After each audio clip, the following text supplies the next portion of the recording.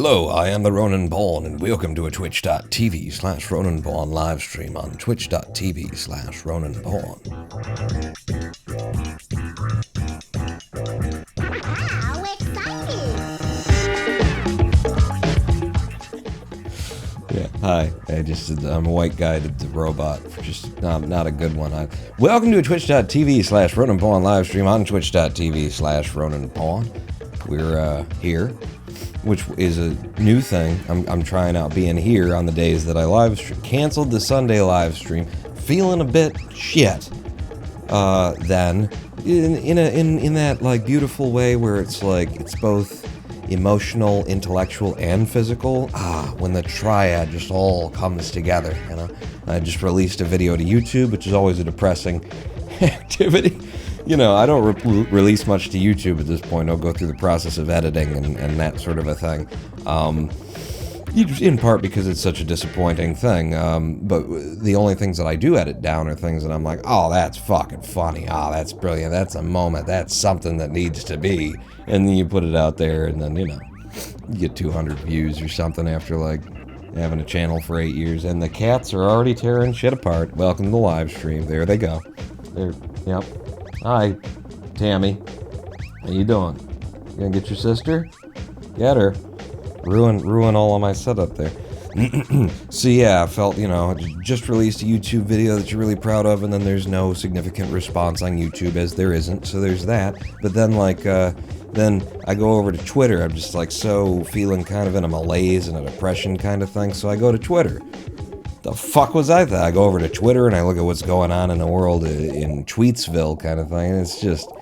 I mean, I've followed the wrong channel. I've followed the channels that interest me politically, and don't do that.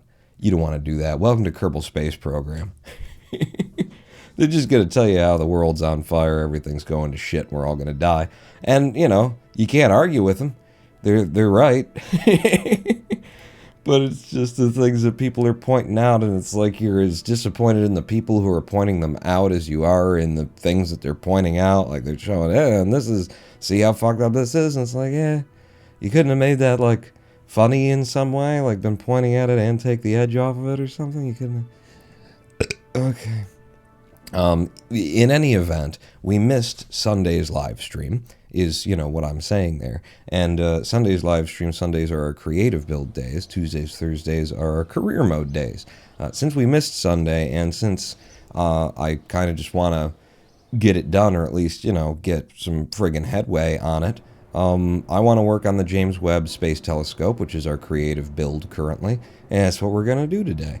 Yeah, we're building the JWST, as they call it. We're on apparently the Mark 6. Where are the marks before those? I don't know. But we're on to the Mark 6 here.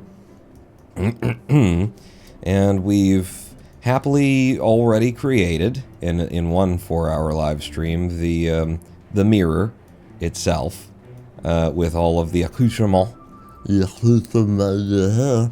So if I apply the target angle there, then we can unfold to this state, and then we've got a perfectly flat mirror. If I were to apply a target angle here, we can just get those the hell out of the way. This is where we are right now. We were just experimenting. That's what we're going to be working on today.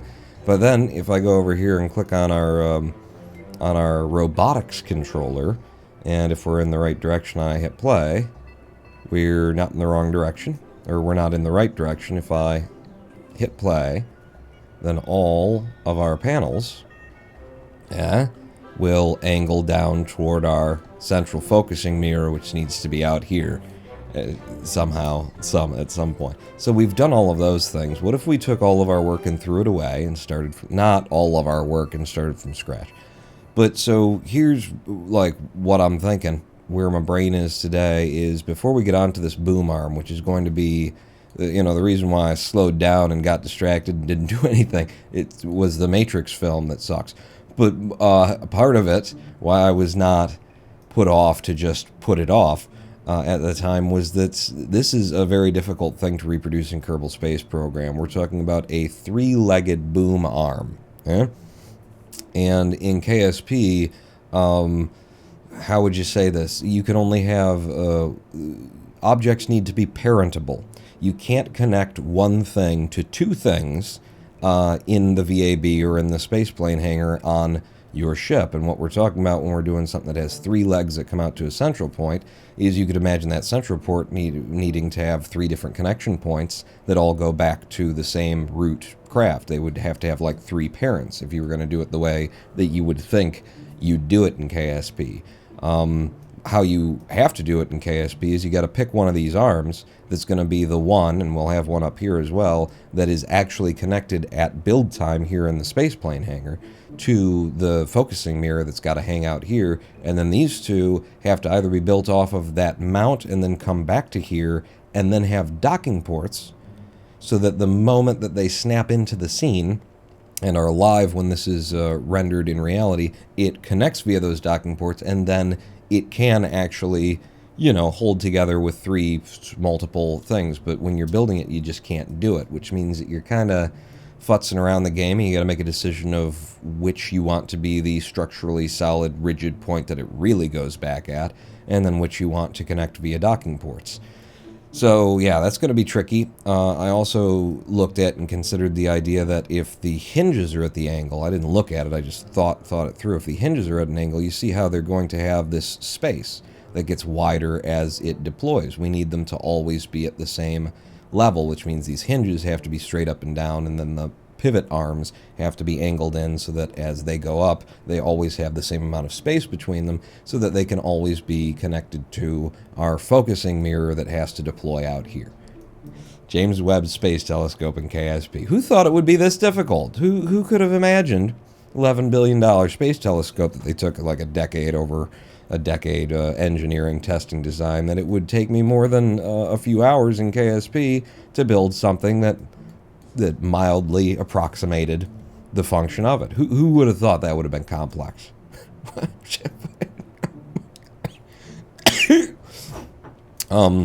Jesus. But yeah, so what I considered and that I'd like to start with today is that we know, because we're Kerblers, we know that this little robotics controller that you could set up all of these, you know, animations in and then play them forward and back doesn't actually, like, remember the animations. That if you enter into a scene, once this is deployed, you have kind of a coin flip of a chance whether or not it's just going to forget everything that was ever attached to it. If I make a copy of it and hit Alt and drag it off, the new copy will not remember. Oh, God, it's doing it again. Get away, Trinity. Yeah, or Warner Brothers, whoever you want to blame. Because it's definitely not Trinity. The complaints against that movie for Trinity that people are doing, that's just misogynist bullshit. That's just the shit that's always out there. This movie could have been completely about Trinity, and you might have had a movie there. Don't get lost on the Matrix thing again, Pawn. But so we know that the animations we set up in that little robotics controller have a chance at random to just disappear after we've got it deployed. So my thought was, we can actually just tell these things to deploy, as opposed to putting them through the robotics thing, I think.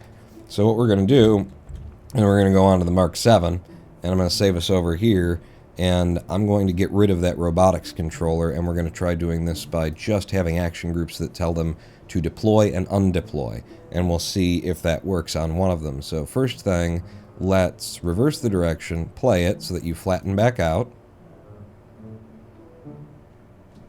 Okay, all of our panels are now at their flat positions. And then the idea would be throw you away. Okay, because we can't trust it. We know we can't trust it. It's never gonna you up, never gonna you down, never gonna fuck around or flirt you. No, it's not. But so then, the notion of the lotion in our ocean. Actually, I should probably still have that thing there just for a point of reference. Yeah, all right, put that back. Oh God, there you go. Yep, just like that. If I open you up, open in the editor, we can see where they're all supposed to deploy to. So number one, put you back open because I don't want to be looking at it weirdish like. Everybody's flat right now, but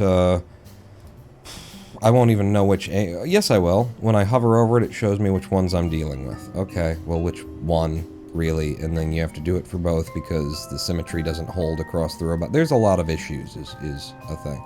So this one is the dead middle, and when we get to the end of that animation cycle, it's at a -8? But you're the furthest out. Yeah, I guess that makes sense, because then these would be the -9 because they have to focus in more, and they're further out from the center, so I guess that's why I did it.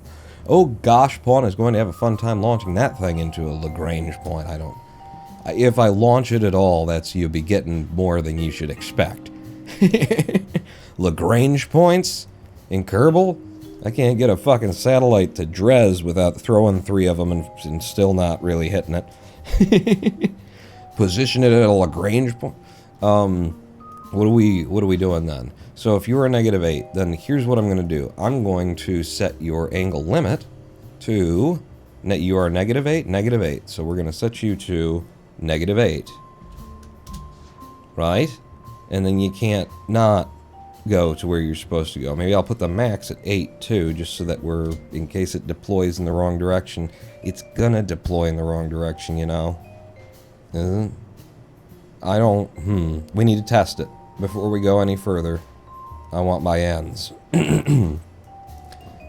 You gotta look that song up if you don't know what I'm talking about. Before go any further, I want my ends. It's on his back, starts smoking a crack. Soon as his brain starts a chain reaction, guy sells the shoes off his shirt off his back, shoes off his feet. Now he's lying in the street, something. It's not neat. It's for the end.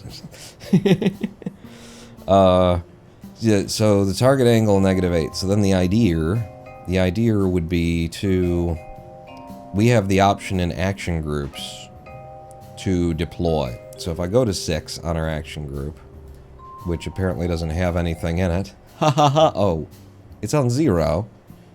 Yeah. Oh no, that's fine. That's fine. Let's just fucking delete you. What if we just like got rid of? How do I get rid of you? Custom 10, toggle play, toggle direction. You know, don't. How do I reset? Yeah, and then you're gone.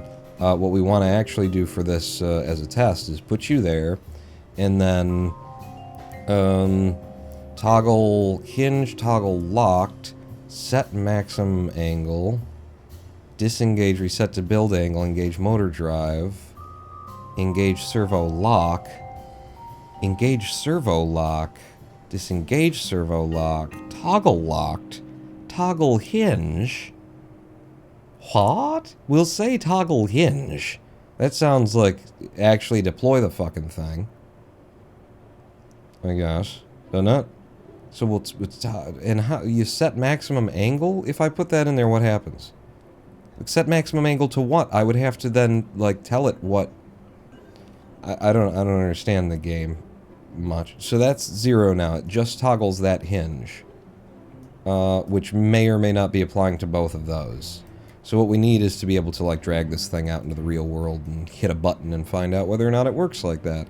Because if we could not rely on the robotics controller, we're gonna have, if we do rely on the robotics controller, we're gonna have a bad time.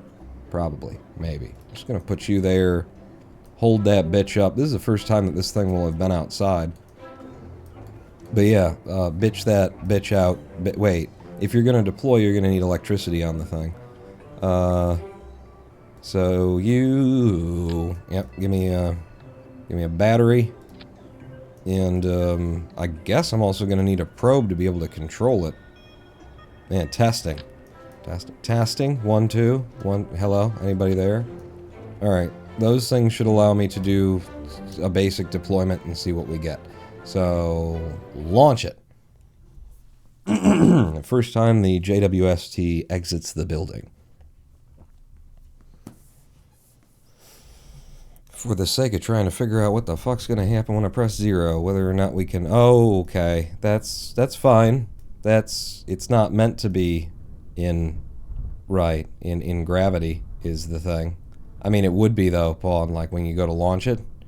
Okay, well we can do some parent strut auto things that apparently we need to do. Just wait for that for a moment to settle a bit. We're just looking at this. How's it gonna deploy? What's it gonna do? I might even like I'll right click you, hold you up, and then because this one might also be affected because it's got symmetry on it, if I can click it. Did I get it? I'm not 1,000% sure. It looks like I got it. Okay? Yeah. So from this angle, I hit the 0 button. And they both snap to their -8. And then if I hit it again, they unsnap to 8. So toggling the hinge does snap between maximum and minimum. Good to know. So we have to set our minimums to 0 for all of these, but this will work then. And they're going to snap like a motherfucker is what they're going to do. Traverse rate of 90. Bleh. Like, what if I had you 15? There you go. You move a little bit at a more reasonable speed. Maybe even lower. Say a 10. Okay. We could go even lower than that, but I'll go with a 10. I think I'm happy with that. So good test, as is clear and evident that you could see. You can don't look too hard is the thing. Recover vessel, just revert to the spaceplane hangar. We know what we need to know. So we're going to try and use, I guess there's a couple of different things we need to do, but we're going to try and use just deployment angles in order to make this happen without needing the controller module there that's just needs to here. You sit over here so that I have a reference point of what everything needs to be. But so for these boys, we would just reach in here and tell them that what we want is the maximum angle. We want like a 0 because we're going 8, -8. Yeah? That's the idea here. -8 is what we want, and then we want flat for 0, so we deploy, and then it does the thing. And apparently this is working on the other side. We'll see how it ends up working across these after I configure them all and put it back out and find out that life sucks, get a helmet. You should be, I would presume -9. I should stick with these and do them all at once, though. Your angle limit, because you're dead on the center of the plane, you're actually going to have a 0 and a 0 here. 0 and a 0 and a 0. What the fuck? What do you mean? Max 4, huh? Locked, yes. 1. It won't do 1. Negative 0.1? Oh, this game, though. What do you mean I can't set my fucking hinge the way that I want it, but I have to do it the way you want it? Angle limit. I never tried to set an angle limit so low.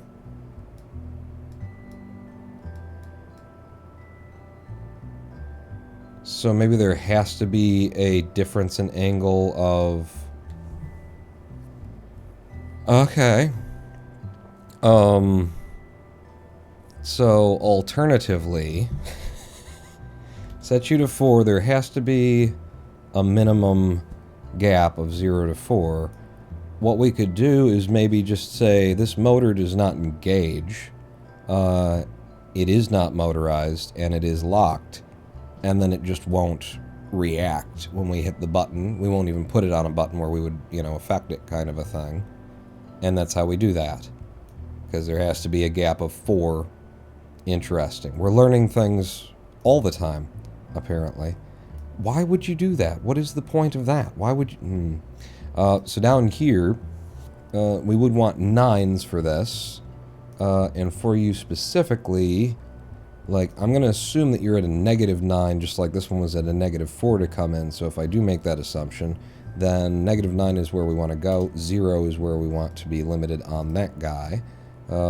Did that change the thing up here? It did not, so we're not mirrored on that angle. I'm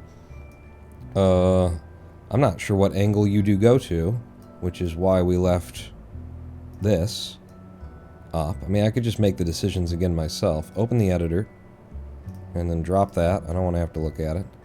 And then, yeah. So we're looking at you, but we want those instead. You go to 4.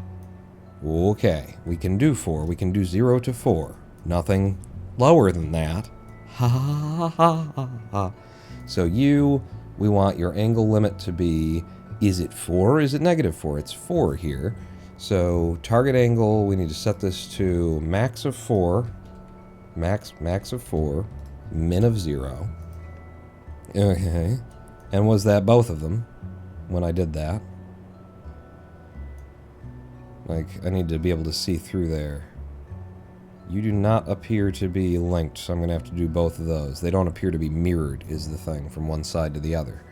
Damn it. Which it might have been something that we had and we broke specifically to make the robotics controller work, so, you know, making more work for myself all the way around. But that should take care of that one, right? He goes to 4, he goes to 9. We've set that up.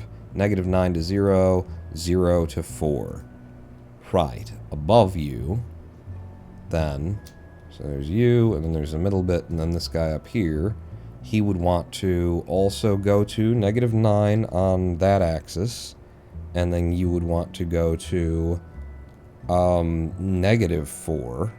So you go to 0, you can go to negative 4. Right. Right? Right.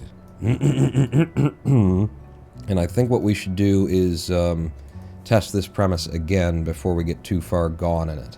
So I go to the action groups, I go to you, and I'm just going to put these on the toggle hinge, or on our toggle hinge button. So toggle that hinge, toggle that hinge, toggle that hinge, and toggle that hinge. And since this one doesn't actually move, we don't want it to move, it's going to stay at a 0, we're just not even going to put it in the action group. So just testing that this is going to work out, seeing if there's any additional problems. You know, hold on, yes, you really kind of need to do some extra work in terms of setting up some auto-strutting. Auto-strut to your grandparent part. So you're just welded straight to that. You are holding the entire weight of that, apparently. Cool.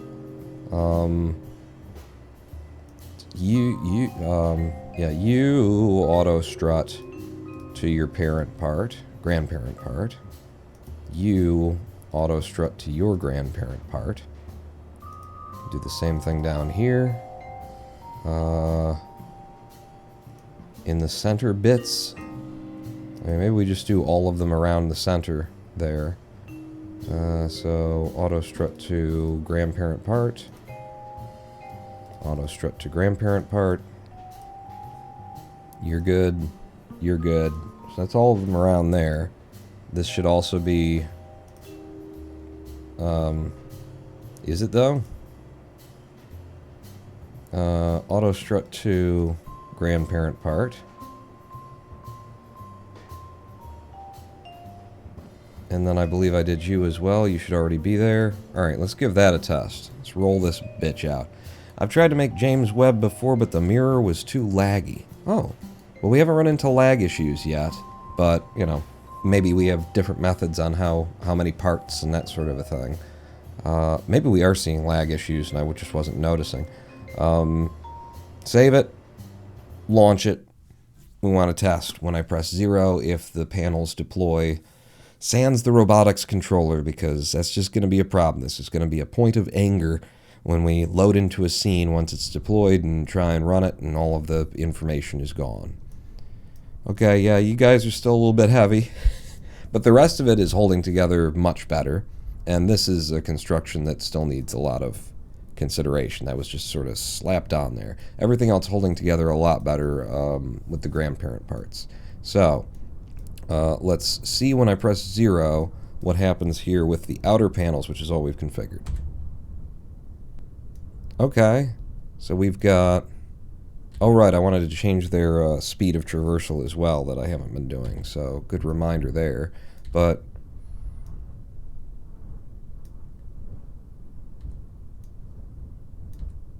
yeah, you're staying flat, and you're moving up like we expect you to, so those are fine. These two, however, are going out instead of in. In fact, just this one. Are you going down? Did I not add you to the thing? It looks like -4 is actually lifting you up. So if I set target angle to, well, I'd have to change everything, wouldn't I? So that just seems, oops, that just seems to be opposite of what you'd expect it to be in both directions. It's hard because there's like all this extra weight on this part. And this I just didn't configure at all, and apparently it isn't linked through symmetry. What are you going to do? But that does seem to be fighting it and trying to pull up on that hinge as opposed to sending it down. So, okay. These need to be upside down. I need to change the speed. But other than that, things do seem to be working. Alright, revert flight to the spaceplane hangar. Using mods, Xenon? No. No mods. No mods so far. Yeah, and in fact, because I threw you guys on, and we haven't considered that significantly yet. Let's just get you out of the way so that that doesn't keep happening. But for these two, up at the top, apparently, like, inverting them to what would make sense is wrong. You can't do that, but you can do 9 to 0. And then for you, I need to do 4 positive, not 40, 4 positive and 0. And that should flip those around into the right direction. Oh, and then the other thing that you need to start doing is the traverse rate. We want to set that to 10 on all this stuff. It'll just move less sudden jerk. Like, we could even go down to 5 on that. I don't know, I like to see them move. I think it's, yeah, 10. We'll stick with 10. So 10 for both of you. You can do that here as well. I can already see that I'm going to be forgetting that as we try and configure all this stuff. What, wait. Yeah, you're 0 to 10. This one doesn't even move, so that's why that confused me. Alright. 10. 10. Alright, so let's carry on then. The next one in here, I'll pull up the editor again. And then we'll try and find the next row. Well, I should do the outside here needs to be manually dealt with. So you, sir. Shit. Yeah, shit, because I don't know. You can find out. So you were a 9. If I do that, and then I go to 9 on that angle, that's the correct direction. Okay, so that's right. And then you want the traverse rate to be 10. And then on you, it's supposed to be 4. 4 going down. Let's try 4 and 0. 4 and 0. And then on the target angle, go 4. And that's down like we expect it to be. Okay. Make sure you set the traverse rate to 10. And that should have both sides inside and outside there. Let me clear my throat. Ha ha ha ha. Let me... Well, I've got this just so we can do it like in rows and not forget. We need to toggle hinge here and toggle hinge here. And that should toggle everything on the outside. All 6 of those should now come in and out. We're not going to test it. We're going to go on to the next inner row of 4s. So where is that in my list? Need to scroll down a bit. Yeah, need to keep scrolling down. Aha. That's what I want to be seeing. So you guys go to a 5 on that angle, and then on the other angle, you go to a 7. So 5 horizontal, 7 vertical, and those were both positive numbers. Yeah? Alright, we'll try it that way then. So you would be the 5 is the horizontal, 7 is the other one. So 0 to 5, and then you 0 to 7 with a traverse rate of 10. And then let's just check that by saying 7. 7 is going in the right direction. Good. You as well, I'll test for 5. 5 is going in the right direction. Good. Traverse rate of 10. Target angle of 0. Okay. Was that moving both of them is the other question that I really needed to answer. So, target angle of 5. Yes, it is. So we do have symmetry on that, which means I only have to configure one of them and we get both sides on that one. Not necessarily true for any of the others. We'll find out. So the next one down is you. And you go to a 4 horizontally and a 2. I can't do a 2. You go to a 4 horizontally and a 2. Alright. So 0, 4, traverse rate 10. 0, we can't do 2 because it demands that there be a distance of 4 between them. So, yay. I guess you just have to be a 4. 4 is the minimum.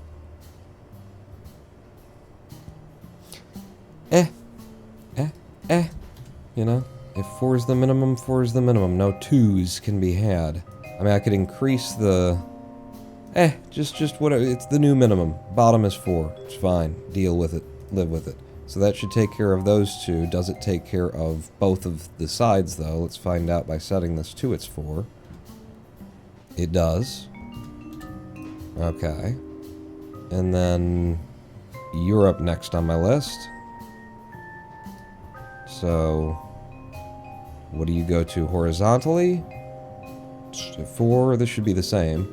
So that's a 4, and then this would be a 2. Yeah, negative 2. Positive 4, negative 2. So you're going to be from 0 to 4. And you're going to be... Oh, wait. Don't forget the traverse rate. And then you're going to be 0 to negative 4. With a traverse rate of 10, and that should take care of you. And then finally, the bottom boy. There you are. And you should be the opposite of what we were doing before, so that's a 5 on the horizontal and a 7 on the vertical. So, 0, 5, 10. 0. You were a 7, not a negative 7? I'll test it. 10, and then if I do 7, yes, and that is affecting both of those, so we do have symmetry there as well. Good. So target angle back to 0, and that should be fine. Those 2 rows should be done now. Let's add them into the action group. So going backwards here, we want to add toggle hinge from the bottom boys, both of them. For the 2 ups, that's toggle hinge, you, toggle hinge, you, toggle hinge, you, toggle hinge, you, toggle hinge, and you, toggle hinge. And that should be everything but the center 4 now have been configured. So, let's look at the center 4. What did the center 4 do? Which is going to be you boys. There's no left or right necessary, so what we're going to do is we're going to take this, and we're going to say, you have no motor, you're not motorized, and you're locked. Yeah. And then we'll just leave the, because that'll just never move on that one. But this, the up and down, should be a 9. Yeah. So you're going to be, and it is just a positive 9, 0 to 9, with a traverse rate of 10. Yeah, okay. And then next up will be you. And you are a 5. So again, for this guy, we want to say you have no motor, you're not motorized, you're locked, because you're never going to move on that angle.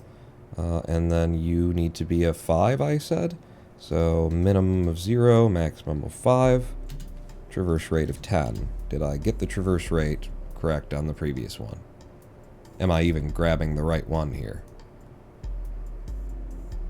No, I'm not. Am I? Was I affecting the correct hinge? If let's just pin you, and then if I grab this one, you're different. Okay, I was grabbing the right hinge. It's just blue because it was last selected in the robot, or it's currently selected in the robot list. Right. Yeah, just enough things for me to have to try and keep straight, right? So that's the top two, which are those and those.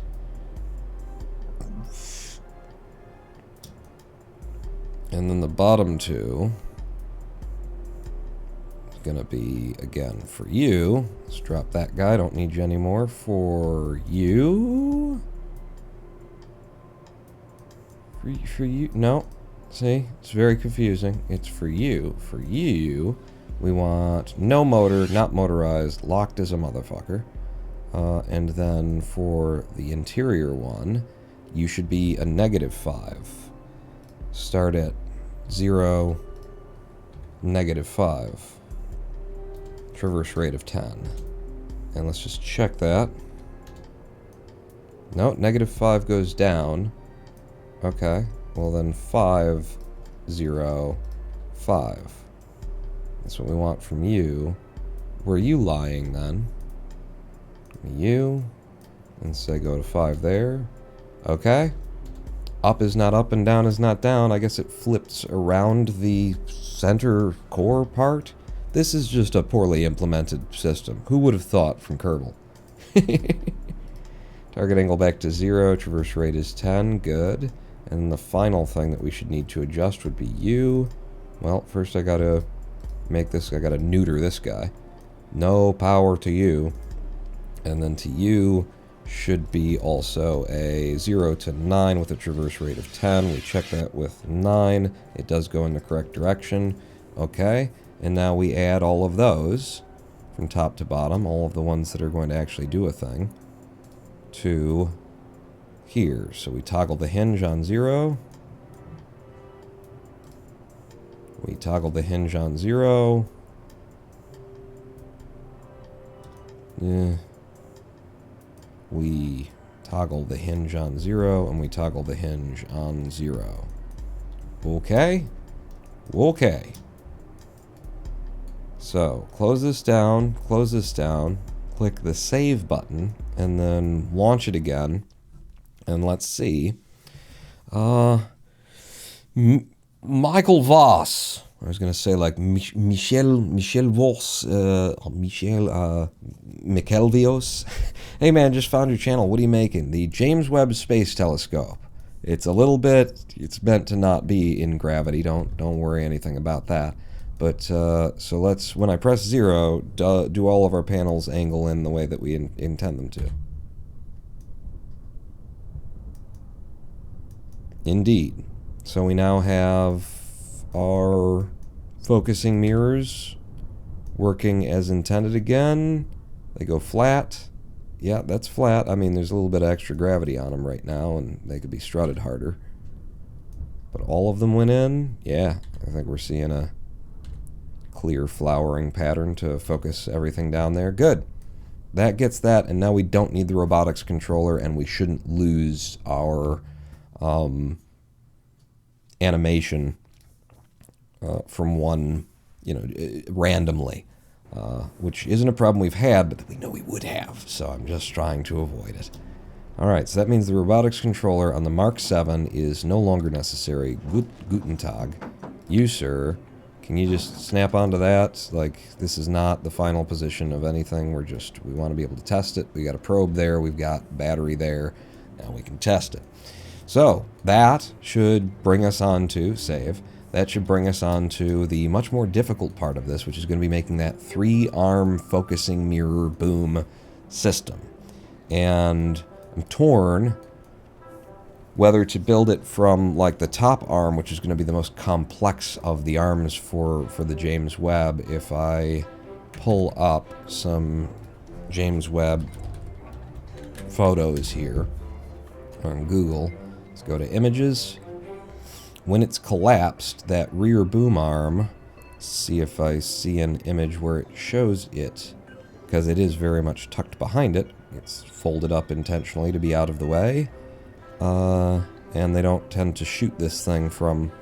People don't take pictures of it from the rear, which is kind of stupid, isn't it? That you just wouldn't. Is that an animation, maybe? No. You know, you might want to chronicle history here being made. I don't know. I'm just thinking out loud. You know, fully would be the premise. What about this one? Folded and all kinds of things there. You, sir. Damn. It's a break in the center pivoting arm. There we go. So this is what we're looking at for like the top arm, is that it's got a mounting point that connects to the mirror there, but then it's pivots at a joint. So this part of the arm, like if you're just thinking about that one, you know, rotates as a clock to get it like out to here, like 180, and then this one comes down or something like that. Maybe it's this is the start and then that one does it. I'm not sure. Could it be that it's actually that's the pivot point and then it rotates through with the right angles? No. But it's something like that. It's got to deploy in a folding fashion so that we get, boy, and with 180 degrees worth of hingeability, because that's all we've got is 180 if we're using the hinges. For it to like fold up like this, the most that you could deploy that arm in our current construction in either of these would be to flit it over to that direction, to the opposite. And it needs to ultimately be pointing down there, which means that the JWST, as well as our construction needs to do what apparently the JWST does, which is rotate this arm to a point that hinges beyond. Like it needs to flip over and be going down at that angle. Boy, just make this more and more complicated on me, huh? You friggin' space engineer NASA bastards. What if you did that to me? Just make something that's already complex even more complex, right? Like we see it deployed and on its back. I guess there. And here would be the center mast that had to like flip over. So you imagine it from there coming over, and then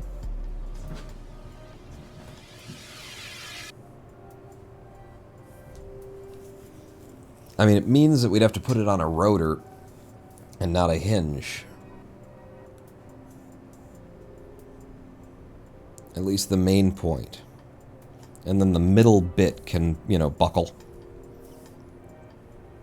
on a simple hinge. But this has to be able to pull from that angle. Give me a picture. Give me a picture profile. You got a profile shot? Alright. So you get like that.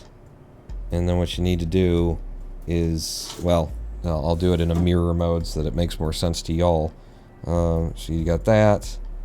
And then this one needs to, the one that is at the core, this guy right here, needs to come up and over and to the point where it's like basically a mirror image of itself. It's gone more than 180, it's gone 270, and then it's down to that point. And then when it's doing that, this is breaking and folding toward the craft right there. So this is breaking like that. This beam right at that center point, it's as it's going up.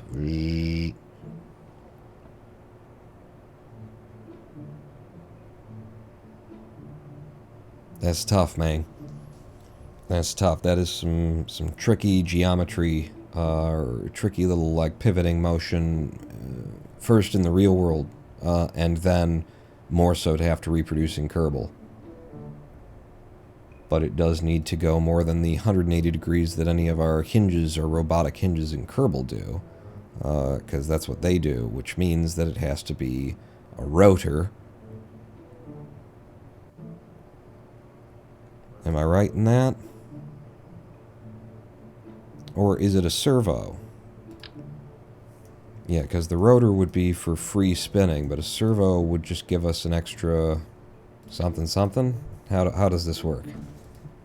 So target angle 180 to negative 180. Yeah, it's got to be a servo in order to flip that over, and it's probably going to be a 270-degree rotation. So say from negative 180 to whatever the fuck that would be. Would be 180 minus 90. It should be 90. Negative 180 to 90 for 270. You get. Right. Right. Okay. I got an idea. I got an idea what needs to happen there. But back in the Kerbal world, outside of the real physics in the challenge of that, what I've been saying since the beginning is that the biggest difficulty that we're going to have is you can only have one attachment point for everything that's going to be made, that's going to be part of this 3-arm boom. In terms of in the VAB, in the spaceplane hangar, when you build it together, it's got to go back via its parent part to the craft. So either we have it connected to the whole thing up here, and then it comes down via one arm to the pivot, and then those other things come off, and then they're just kind of dangling there, and then they snap back to the construction of the main body of the thing once they're loaded into the frame via 2 little docking ports. So 2 docking ports down here, and then as soon as it's loaded in, and then it's a complete rigid object. Or you do the 2 off of here, that come out, and then the center point is only connected to one of them, and then you strut to the other one, and then you build off of that, and then have one docking port that's over here. But you gotta kind of cheat the system in order to Kerbal it. And as much as I like the idea that it should just be, if there's one attachment point that's really important, and that it should be this one, I think it makes more sense to do it from down here. That we have the 2 hinges come off from down here, and then we deal with that tricky construction after the fact. Kind of a deal. Kind of a deal? That's the kind of a deal that we kind of need to deal. Kindly. Kindly is how we should deal with that, kind of. As I'm looking at this too, and having put it out and seen how it responds to having weight and things attached to it, I'm thinking maybe there's some straight up struts, not fake auto struts, that would want to go places like this. Are you guys in a symmetry? If I put you there, yeah, that'll work. Get you there, and then say attached to. Yeah, that's cool. Just move the camera while I'm clicking. How did the camera move while I was clicking? I wasn't holding. All right. So give me you. You're the root bit. Yeah, on your weird angle there. That what I think it is, with a snap. Rotate you straight up and down. Pull you in. Just get you looking centered from that guy. And then over here, I think it would just snap regularly. We'll fix it anyway. Boom, boom. And then pull you in. Maybe pull you down. Pull you down some more. You look like it's a strong 45. I think if I just get them in the middle here, and then you need to come up a bit. Nope. I mean, it's fine. It's going to look like whatever it's going to look like. But those parts are not part of the moving, collapsing part. We're just collapsing the outer bits there. So then we'll do the same at the top. Hopefully we've got the same kind of mirrored symmetry that will hold together for us. Thank you. And I could try and get the right angle from here, but I think it's easier to just snap it into place. Just put it there and then twist it to conform. And I don't...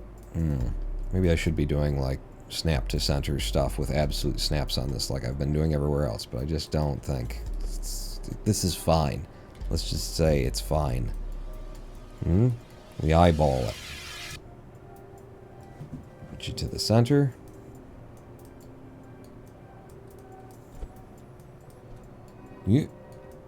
Try and get the other angle of view that we need now. Boy.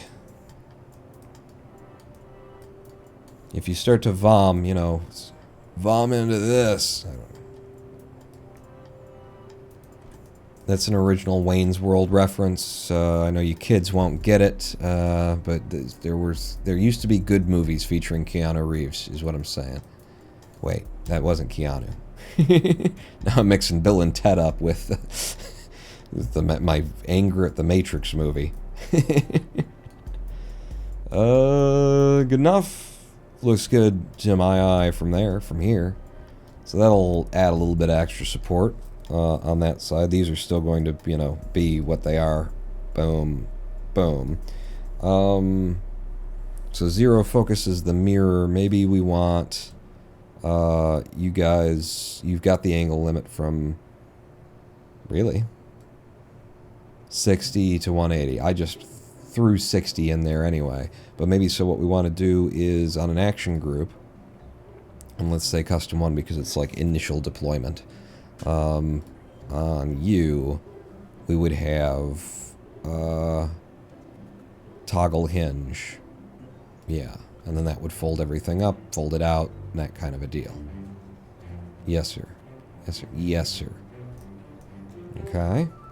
Save all that. We're making progress. Slow going.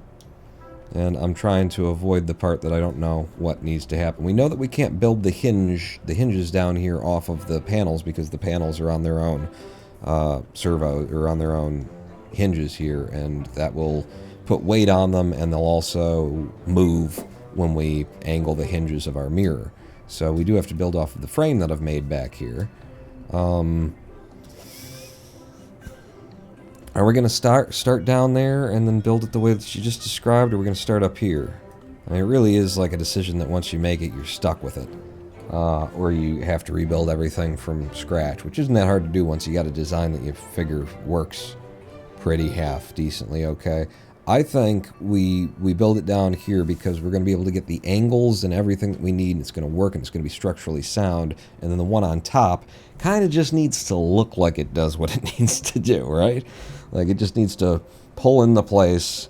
I mean, even on the James Webb, that arm is, you know, for stability, reducing stress, and for the ability, I presume, you know, maybe to, you know, make that, like, three-way minor adjustment by extension of, you know, just... It's probably just there for stability, and all that gear is, like, right there. But... you know, it's not a big important part. It's as important as the other two. But at least while you're in gravity, that thing's just, get the fuck out of our way, pack up somehow, Jesus Christ. So yeah, from the bottom. Hello, Acute Sharky. Welcome. From the bottom is where we start, and we have to build off of our rigid structure, our backing bit. Where were you Sunday? I was right here doing nothing because I just felt shitty. And I don't recommend anyone get on Twitter to be able to follow, but if you happen to be on Twitter, you follow @RonanPawn, and I make an announcement if that's going to happen. I also changed the title of the live stream, if that's something you could see. I also did, on the schedule, I ticked the button, you know, skip today, and it canceled the stream for the day. So I'm doing my best when I have a day like that to just find a way of getting the information out there. But it's probably easiest to get it in a tweet if you're already on Twitter and you use it, which are two things that I don't recommend. So if you're looking at Twitter frequently, you know, probably don't. But if you're not going to stop, then, you know, he's @RonanPawn to get the updates as we go. We need to build something off of here because the hinge itself needs to come out and be able to turn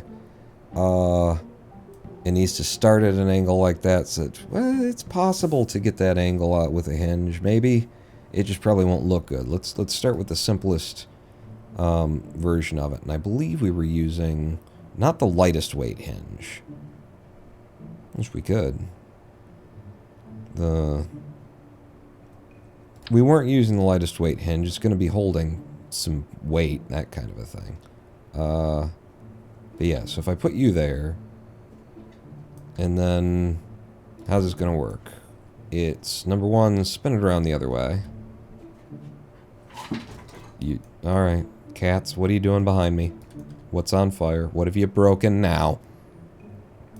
And then if I were to, like, yeah, so go to an absolute on this. Hit me with an absolute snap. And then pull you in. Pull you up, have you as tight as I can have you. And then I can slide you down as far as I feel I need to, like the absolute tightness would be there. And then we would be able to close up to one of these points. Is it going to be 30 for a straight up and down from here? Looks like it could be. So if the max were 30, and then the min were something that we'll figure out later, truly, but... Oh, wait, no, max... So min is 30, right? Min is 30. You can't do that. 35, 30. And max is fucking 180, just so that I can then drag it down to something like that for deployment. Yeah. And then let's grab you and with an absolute snap. Yeah, alright, and then I'll have to fix it again, but there, to the dead middle of that bit. Definitely looks like we're, you know, connected. And then if I drag you in some more, I can have it so you're really connected. And if you came up a little bit more, and then back a little bit more. I mean, it'd be nice if this actually reached up and touched that. If I were to put an extra bit of angle on you, like that. Let's just see how that ends up being. Like, how high am I allowed to have that? Get you there. Get you back to here. Yeah, then our hinge doesn't break the platform, but it almost does right there. And then we'd have multiple points of, you know, contact for the thing. It looks structural. And it looks like somebody maybe even thought about it. And then when you close this up, we'll have to change our target angle. 30 is not going to be enough now. Angle limit, none. Wow, that would fold up just friggin' perfect. Is it going to be 15? 15 for straight up and down, so long as the panels are flat when you do that. That might be the thing right there. I like it. I don't hate it. Does he not hate it? He doesn't hate it, kids. Minimum of 15, maximum of 180 until we figure out what that angle is going to be for deployment. But yeah, that's just laying on the damn thing. Oh, you hate it? You hate it. Well, good for you.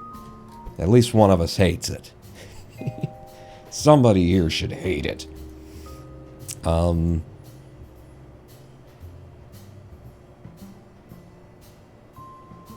Yeah, no, it's gotta be like that, doesn't it? Yeah, and we're down to 15. We'd get 7.5 probably if I held shift when we did the rotation. And then that would make that more up and down. Then it's harder to get it over there. That's a perfect fit. I'm not fucking with that. Yeah. Yeah? Yeah. Yeah? Yeah. Okay. So then off of those, we build our telescoping hydraulic cylinders, which are incredibly heavy, and I hate. But they are like the longest physical deployable thing in the game. Still wondering how you're going to ship this to her, but what would even be the problem? it packs up. They designed it to pack up. I didn't have to think about that. You just do that, put it under a nose cone, push it up there. What? There's no difficulty. There's no difficulty. I'm like, this seems paltry in its difficulty curve to push to orbit in comparison to the fucking Mystery Science Theater 3000 Satellite of Love that I kind of took a break from. The size is it's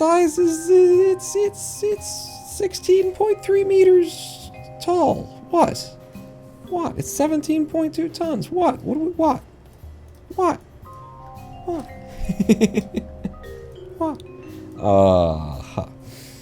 Yeah, I'm still like, let me look at the one slightly smaller hydraulic cylinders, because if we could do like 3 of them instead of 2 of the others or something, I don't know. We'll have to look at the weight on it. Oh god, that's so fucking short.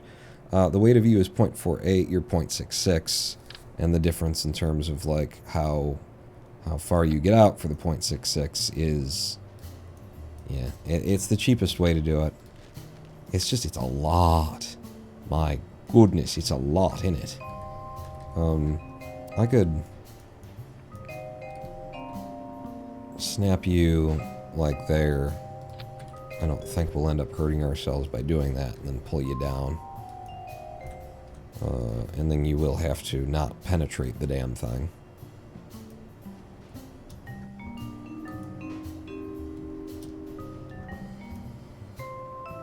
It's laying perfectly flat without penetrating. Yeah, pretty much. I'm gonna go with that. It's fine by me. And then on the tops of these is another set of these. So I take that, and then I do that, and that is going to get us the height. And then we don't want to angle the hinges, because if the hinges are angled, then it's going to change the space as they go up and down. We need just these to be hinged, which is going to look awful and also be necessary. So you guys come to whatever our angle is going to be like that, and you've got the height to do that thing, and I can adjust it a little bit, but that gets you up and over. If I just had you right at the tip, then that gets you quite over, gives us some clearance to work with it, and you're still technically attached down here, just in a way that looks awful and that I hate. But other than that, MH adds super wide parts, including fairings. It'll fit. Well, I don't have a... it'll fit. When it's collapsed down, it'll fit underneath the... I don't see a problem with this at all. Get rid of you. In terms of structural bits and bobs that might make that look a little bit less just total horse shit. Something like that, yeah, which really convinces me or makes me think that what I should do is take you back off, set you over here, attach this to there, attach you to that, and then roll you down until you're flat, and then pull you out.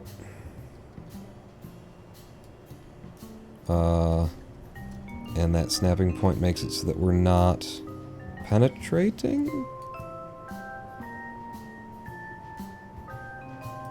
Damn it. Yeah, that's fine-ish. I'd give it another couple of pixels. But I think we're fine for that. Maybe I take you and I move you out. Yep. Yeah, that does it.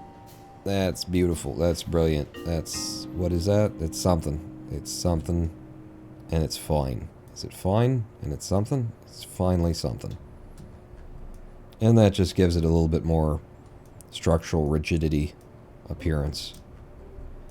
And we got a bit more height off of it, which means that I can then lower it as is desired. But we'll just leave it where it is for now because we don't know what kind of height we're looking for. And then again, give it an angle, which at this point will be just kind of random eyeballing of, that looks alright. That looks alright. I told you. You didn't believe me, did you? Bastards. Why don't you believe me? When I say things to you, you need to believe what I'm saying. Maybe not. We'll just leave it as it is for now, and then see as we get to that. Because just having those in place is nothing. The real difficulty starts now. Or starts 7 minutes from now after this live stream break. Huh? Yeah. So I get to step away and think about what the fuck am I gonna, how do I do this boom arm thing? We take a 7-minute break. I could pee. I can usually pee. I'll see if it's blocked or anything, but I could probably pee is what I'm saying. So why don't you pee too? And then we'll meet back here and we'll, I don't know, like clean the urine off of our legs, because it's, how does it happen when you pee? When you pee, does it, all right, 7 minutes, pawn that out.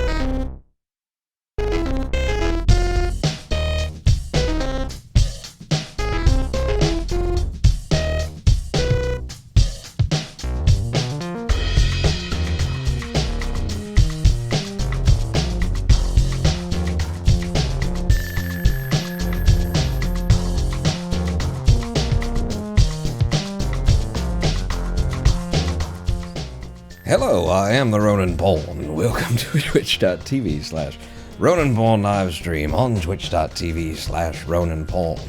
I'm scarfed now. That's why I'm late. I needed the scarf. Welcome back.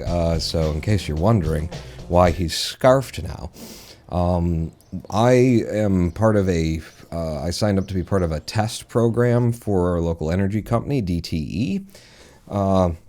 And they said what we're going to do is next year, because it was last year that I signed up, they said next year we're going to send down like notices to you on certain days, and we're trying to see if we told people, hey, would you mind reducing your energy usage between the hours of 3 p.m. and 7 p.m. for us today.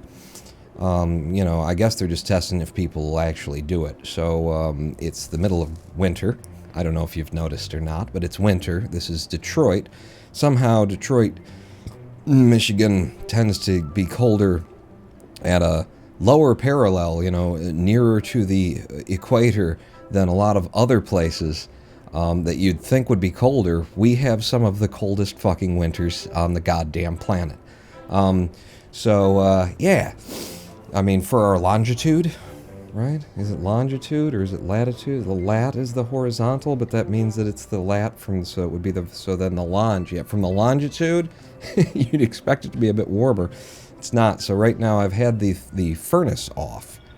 I mean, it's really all I can do. We're going to live stream. I run my lights and that kind of a thing. My lights are CFLs to get the right color of light. I think a mixture of CFL and LED, and there's only 1, 2, 3 maybe running extra right now, but it does draw more power from the computer and stuff like that. That can't change, but what can change is I could turn my furnace off, and I think their concern is mainly about electricity and not gas, but, and I do have a gas furnace, but the fan, the blower for the furnace does draw 450-ish watts is what I've noted on my meter, about 450 watts when it's on.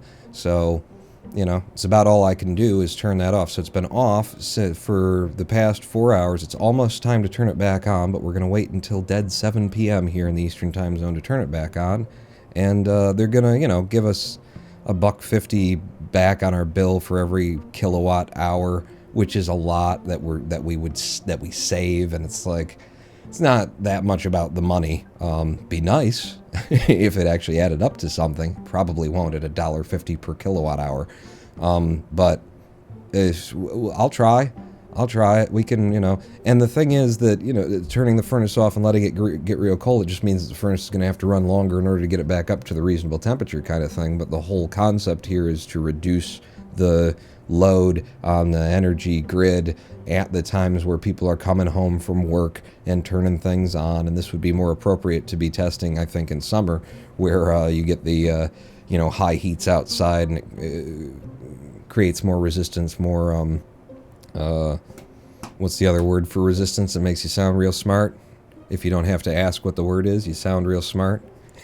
Induction, but more resistance in the wires, which makes it harder to transmit the energy, and then everybody comes home and they're turning on their AC and that kind of a thing.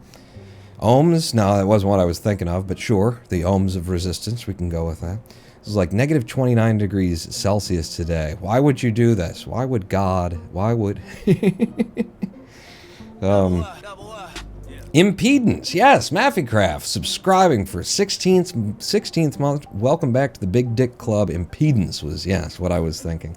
The impedance in the wires increases as the thermal mass is occupied, and it resists the flow of the electrons, and the electrons start to actually flow on the outside of the wire, and it just makes it harder to transmit the energy. You get overheating, not as much energy gets to where you go. So you Thank you, Maffycraft. Welcome back to the Big Dick Club. Do you ever test if your backup power when it is fully charged can power your furnace?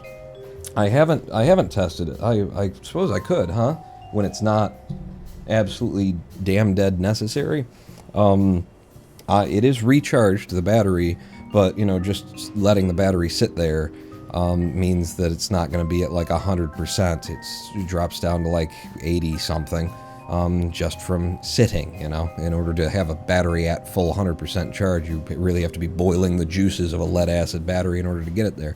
So yeah, it would be something to test when things aren't good. This would be a good opportunity. Is that what you're getting at? Little magnets? This would be a good opportunity to do it. The next time that they send me that, like, notice, I could try running the furnace off of the battery again, without having put any pull on it for any other resources, even though it will still be at the 80-something% that it's sitting. That's a good idea. That's a good idea. You definitely sound smart as long as your listener doesn't know what you're talking about, Maffycraft. That helps too, you know. The magnitude of the thermal velocity. You guys don't have like 2 nuclear power plants within a 15-minute drive of your house? There's definitely one that ain't too far away. I'm northeast Detroit, and you drive about 35 minutes south, and as you're crossing, is it just before you're crossing over, or I think it's just before you're crossing over into Ohio, you can look far off in the distance and see those, you know, 2 cooling plant towers. But power is pretty good in this area. You know, even though it's like, it's a well-worn, crumbling infrastructure in Detroit. It's also a very, you know, it was built well in the first place, very rigorous. You know, it was a city that was built for, I think, 5 to 6 million people, and there's only 600,000 here, which is why it's falling into more and more decay over time. But as it was designed for 5 million, and now there's only 600,000 load on it, it handles pretty decently. We don't have those iconic cooling plant towers. Oh, that's half the fun of knowing that someday you're going to be irradiated and die. Huh.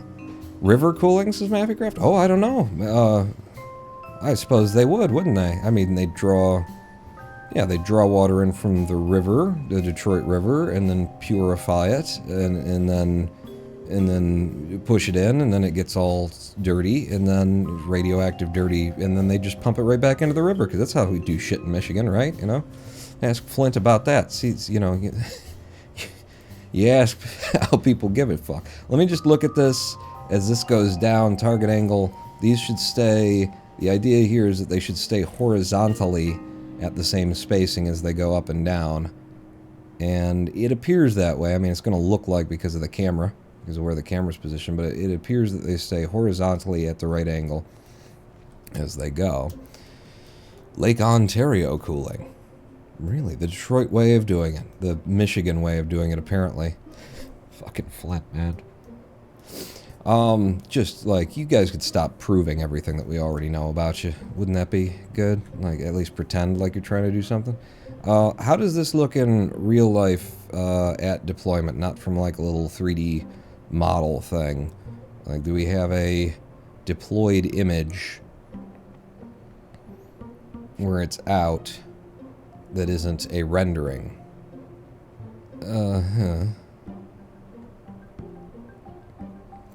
Like, I really just want to see the focusing mirror, what it actually looks like there, and it just looks like a really big light.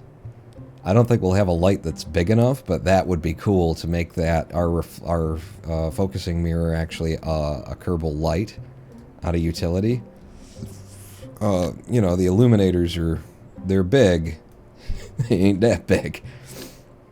But that's an interesting idea, is to, like, maybe have a light at the center of our reflecting mirror. How big? Oh, you're even smaller. But yeah, it just kind of looks like a round gold circle. Yeah, nothing too complicated about that. In the renderings, it's got a bit of a sort of a keyhole shape thing that it's on there. I don't know if that's what we're seeing in the actual design of the thing, though. Looking for those angles where you can see it. Yeah, that's probably about right. We're not gonna get too lost trying to recreate that shape, I don't think. An important part would be to have it be, if we can, a gold circle. I recall, I don't think there's a gold version of these, but I recall in the grip pads, sort by mass, in the grip pads, that there is a circle version of them, anyway. Could use that as a backing. Is there any way for me to get a gold? Well, what about some of your probes, like the Octo there? Snap it to that, because that's definitely got a gold covering. I just don't think it goes all the way around to the tip of the thing, to the bottom. It does. Okay. Octo, Hex. Like, let's just switch over to... No. Let's switch over to the two different versions of it. So, what did I pull out? There's that one, and the Hex is that one. Which is better? The Hex, they're both the same weight, and so one of them should give us, like, better... something. Better SAS, Stability Assist, Pro, and Retro. What about the Octo, too? Because that is the best one that we've got. Oh, shit. I've pulled something off, didn't I? Did I? I don't... Doesn't look like it. yeah, the Probodyne Octo 2, it's a lot smaller. But it does give us a little focusing mirror kind of thing, and it gets us the best probe. Gold Octo on the ASAS.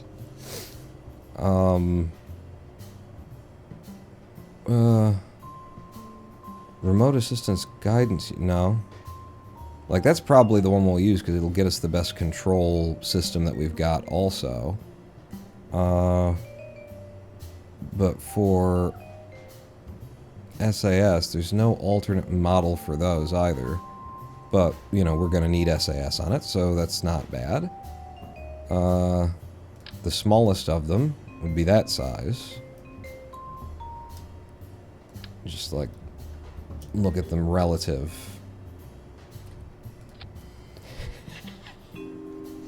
Pretty small.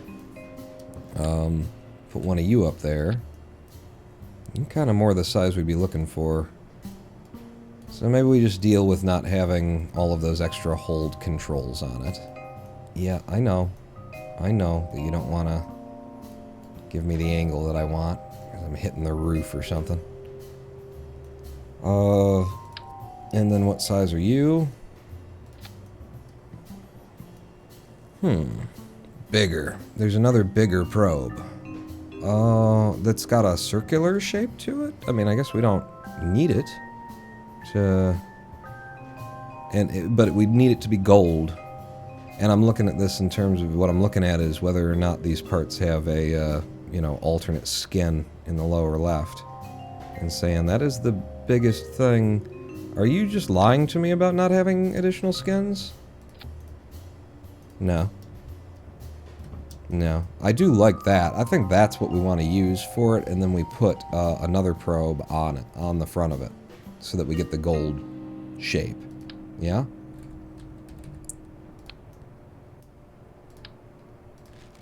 And that probe will have first row 4 down. That is the Hex 2? Oh! I assumed that... I didn't realize. Yeah, the Hex 2! Oh. It's not actually gold in the center. And all we need is the gold center bit. You know, we need it to be gold in the middle. But yeah, I didn't realize that. I thought that was one of these that I'd already pulled out, but that's a good call. But yeah, the MPO probe I think is a good body for it. And then maybe we put... And does the MPO probe have its own reaction wheels? It does, with a torque of 6. It's reasonable. So we wouldn't have to add SAS. So let's start there. I will attach to this one. And then the idea would be with absolute snapping. Get the rotation. Yeah. Is that, yeah, that's got to be straight up and down. And then like that. And then something like that. Just get it in the middle betwixt the twain. If I hold shift and do a snap. Yeah, it looks like it's going to have to be eyeballed to make the connection there. But both of these... Yeah, maybe it doesn't. Because these can be moved to whatever distance best suits us. So 2 with a snap, absolute, you snap to there.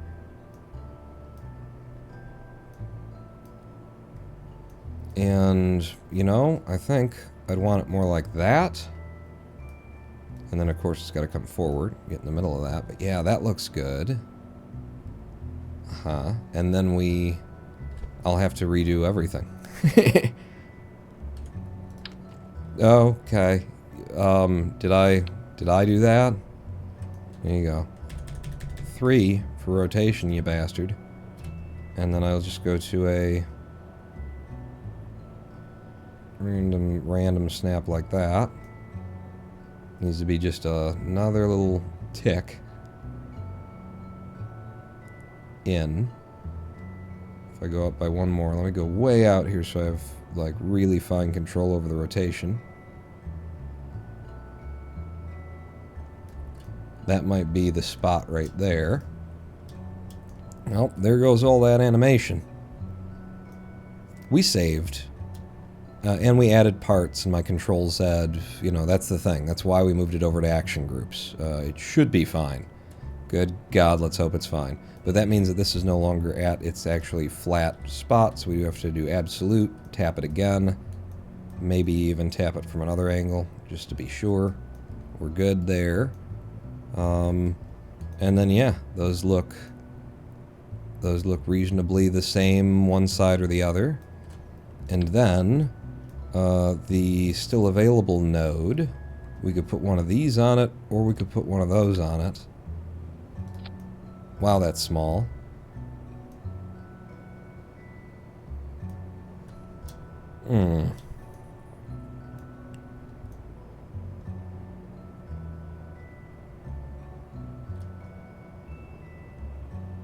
I think we'll have the small one.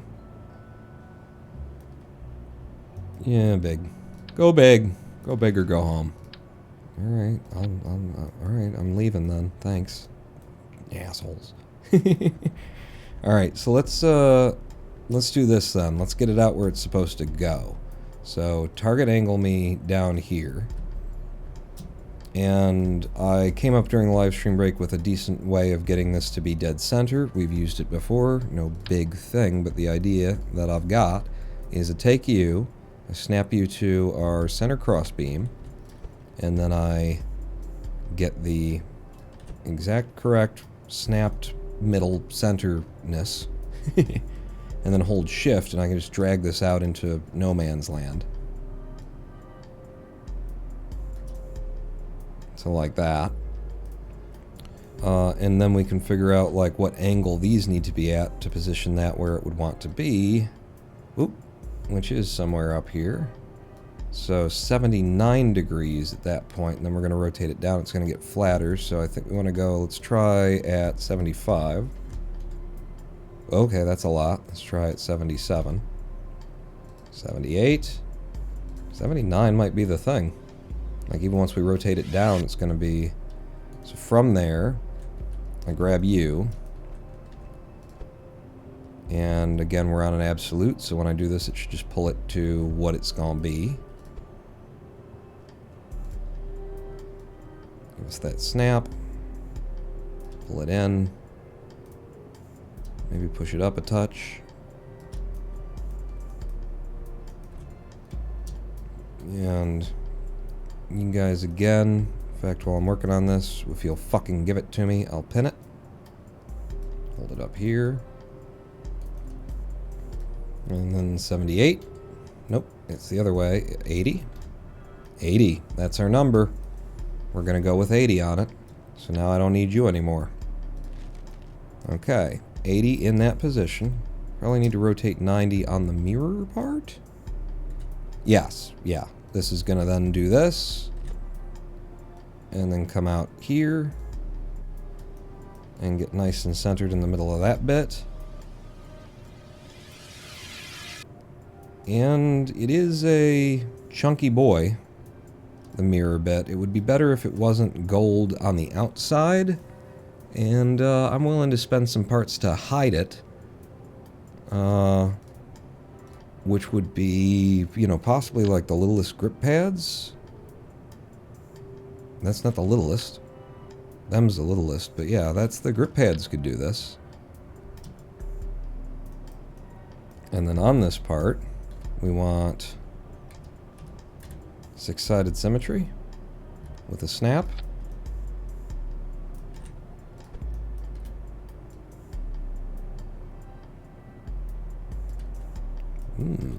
And then what kind of colors have we got for you?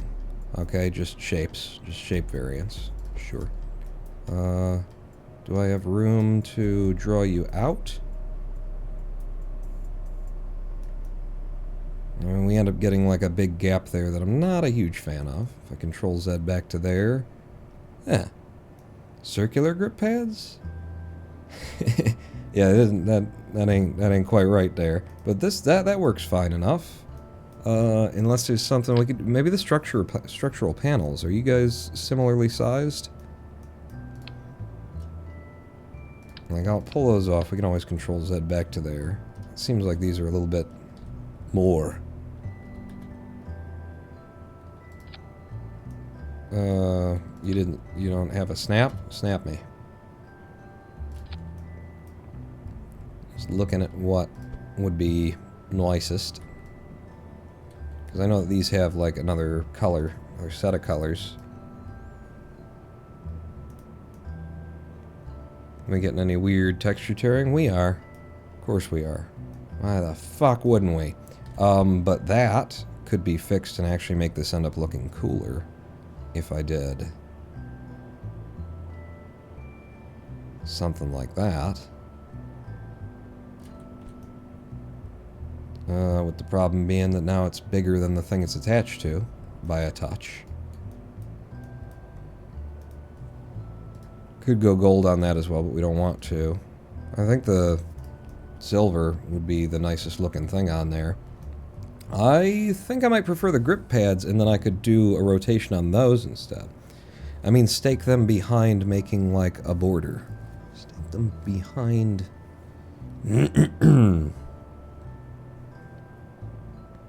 like little round bumps on every side. I think I'm gonna go back to... I'm gonna get rid of you, and I'll just do it again. Instead of Control-Zetting a bunch. There's so many things in this game that I do not trust. But if I had these in that color, I like that they've got their own little texture. They are dark enough. And then if I grab you and angle you a touch, does that help or hurt?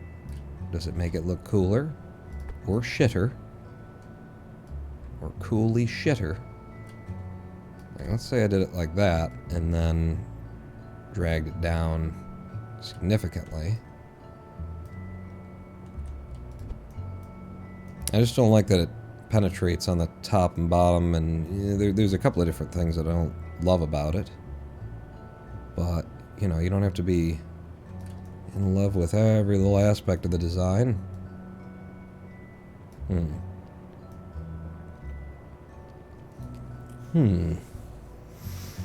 Stack them in line. Stack the circles. I mean, they're the wrong color if you're saying make that the mirror. I still don't.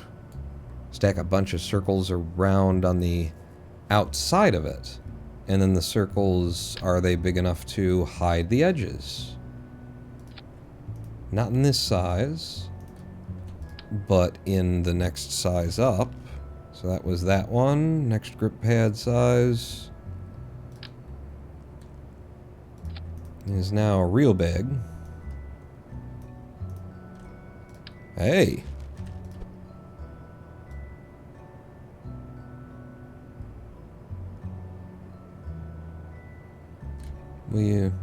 Would a snap work here? No. Alright, so do like that. And then you've only got one attachment, though. So you can't, like, stack them on one another, because they don't have a node. But I can surface mount them to one another, apparently. So you to there, and then with a snap, absolute. We are absoluted, yes. Put you down dead center. Put you down dead center. And then pull you in.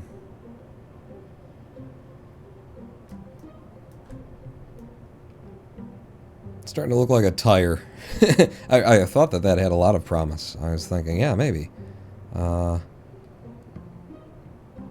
What about that same premise in... do the structural panels have a circular? Probably not, right? No. Structural tube. Smallest. It's still too small. And we could put the big-ass Mambo Jumbo in... Oh, but then it's not the right color, right? We've been here, we've done that.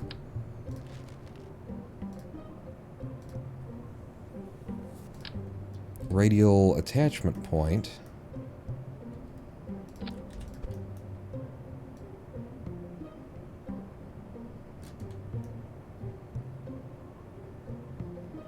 It's a one-piece thing.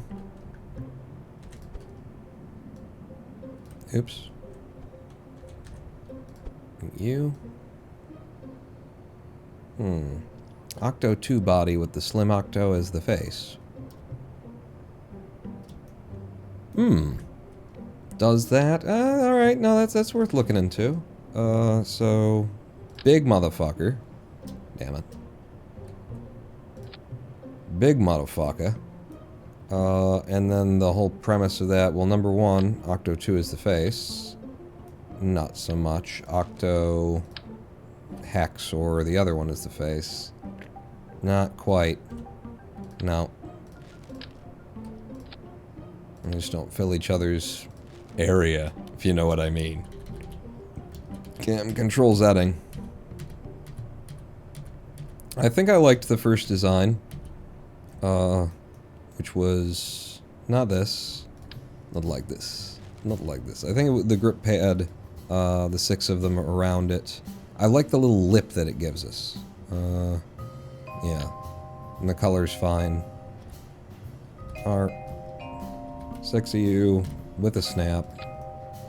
I like that little front lip that we can have. And then, I don't know about the giving it a little bit of an angle thing. Because I don't like that it ends up, like, penetrating and coming above the... the eye line of that. Like, if I just go back to flat...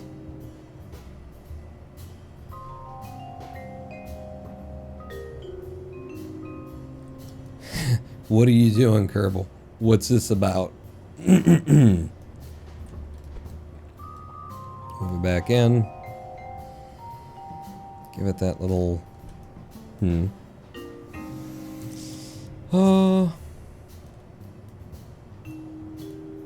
Yeah, but we are getting that little bit of texture tearing, aren't we? And that will bother me. So without a snap... Ooh. Actually, opening it wider I didn't consider. I kinda like that.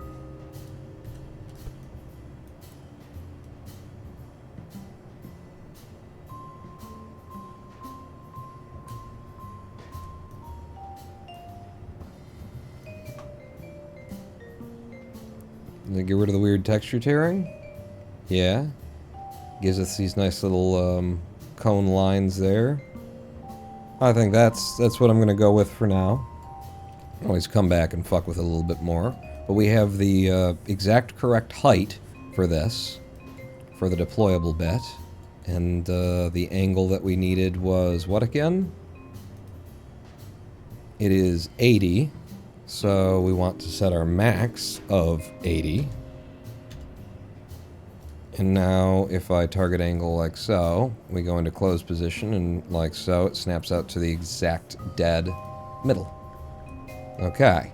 Who stuck these to my James Webb Space Telescope? Damn it. Every time I turn around, you guys, just a bunch of fucking pranksters in here. Save the Mark 8, even. Okay.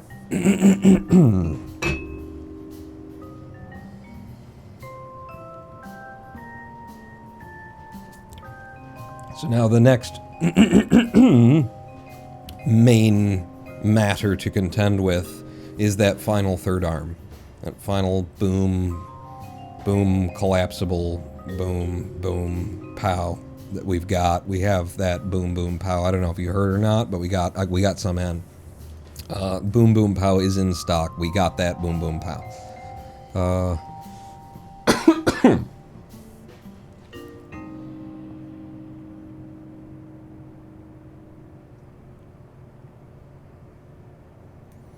That said, when I do this, target angle, whoop, I mean, that seems reasonable in having just enough, like, distance. And it's something that we can adjust by just, you know, fucking with the target extension on these as well.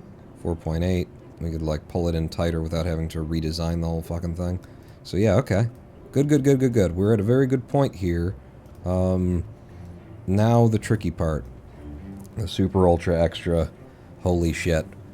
What even is this life? Tricky part. Which is building the boom arm off of here to head back that way. So let's just jump into it and make the wrong decisions as many times as needed in order to get there. Starting with, get me a robotics arm. I'm not sure if we'll be able to attach it even, but the biggest, longest friggin' telescoping motherfucker you got, you will just surface mount, but you'll be surface mounting in the wrong direction if I surface mount it. And you'll be consuming the wrong node. We're going out instead of in. So I need an attachment point, which I could cheat. I could cheat. Why don't you cheat? What if you cheated? If I flip you over, I should be able to friggin' attach to... What's your problem, man? Ah, there you go. That's the wrong way, though. You need to be flipped that way. Aha. And then, boom. And then another one. And this one's going to have to actually break in the middle by a hinge, but like I say, just get things started and figure out what is happening. What even is happening here? Oh, this is going to work out, like, potentially this could work out pretty fucking good, actually, because we're going to need the extra hinge and all that kind of a thing, and the hinge is going to extend it, which will help for this to reach where it's going to need to reach. That's good. Lady Palm would not like, what if I cheated? To there. Higher. That seems about right-ish. It's about nearly right-ish. You know what? It looks like you're going to need to stand this off the top anyway.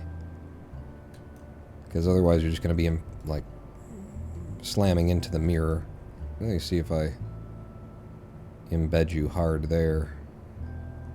Eh. Yeah. Yeah. Yeah.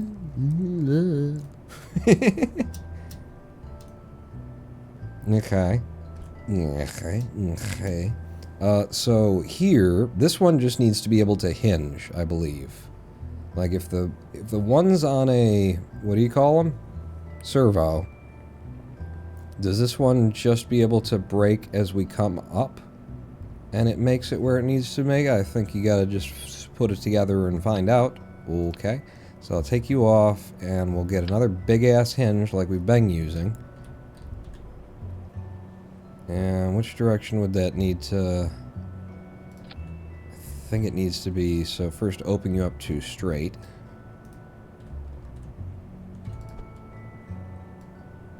And then...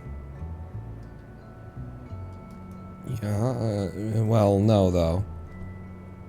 Because what I need is, alright, open you up to straight again. And I need this to be a local. Grab you. Local. So that you'll be dead in line with that. I'm going to put you in.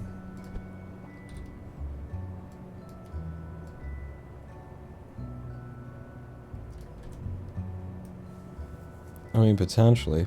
Should use the other type of hinge, no? What other type of hinge?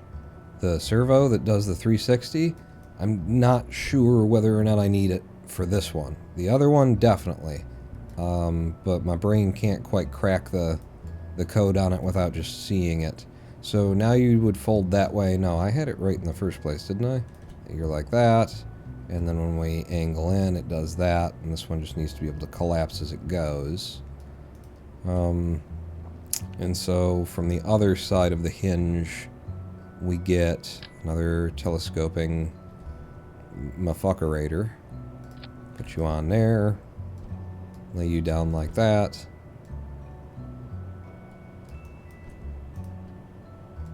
Full extension. Alright. And then...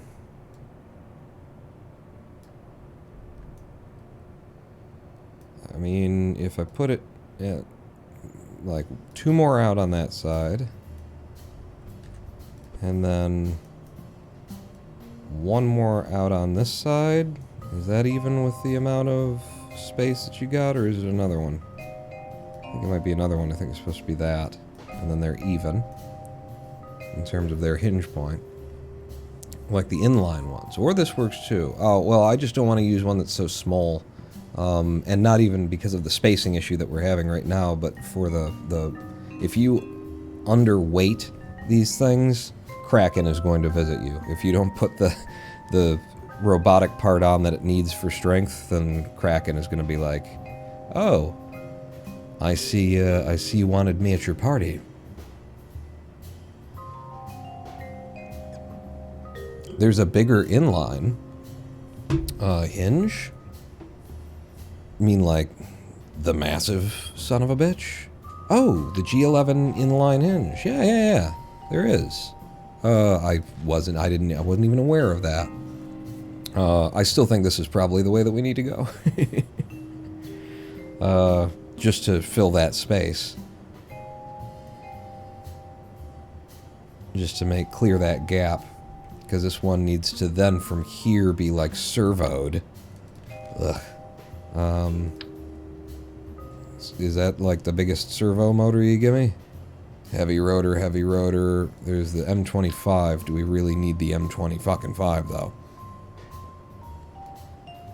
Maybe. Maybe.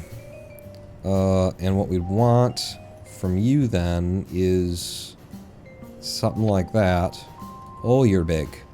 Oh, you're so big, though. What a big boy you are. 0.88 ton. Let's see if we can't do it with one down from there. And then I believe it would be like that we want.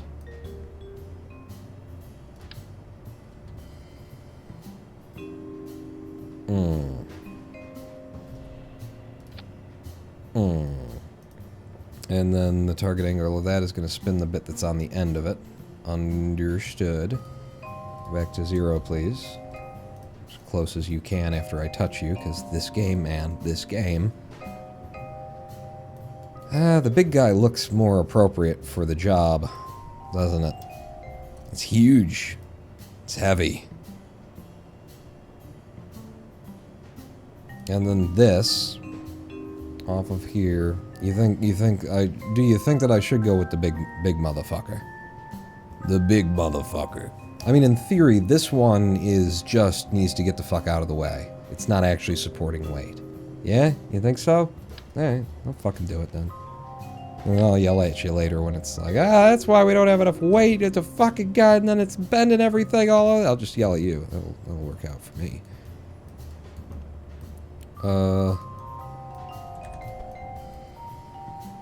Like, so you're attached to that. And then this bit, you know, my question is then, do I like split the difference or do I shove it off so that the edge of this is in line with that motherfucker? Why is everything a motherfucker? Because it is. I don't know if you've been outside lately. It's all motherfuckers. There isn't an unfucked mother amongst us. What if the other way? What if like that? Like, but straight up and down, like dead up and down. If I, with a rotational snap. Absolute.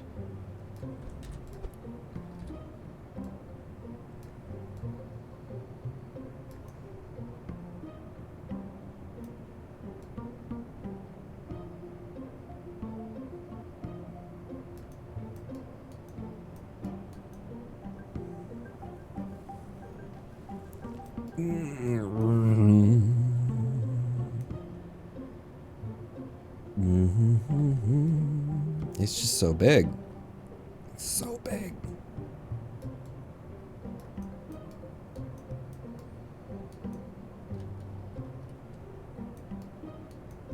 Maybe I was better off leaving it alone. I fucked with it a bit. And perhaps it was best to just snap it on like that. Alright, on this side as well, and just kind of leave it as it is. And then this needs to attach to our structure up here.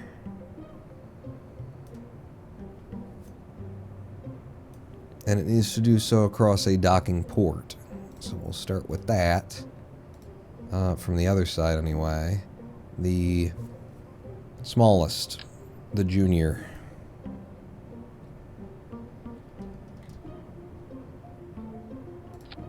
Mm.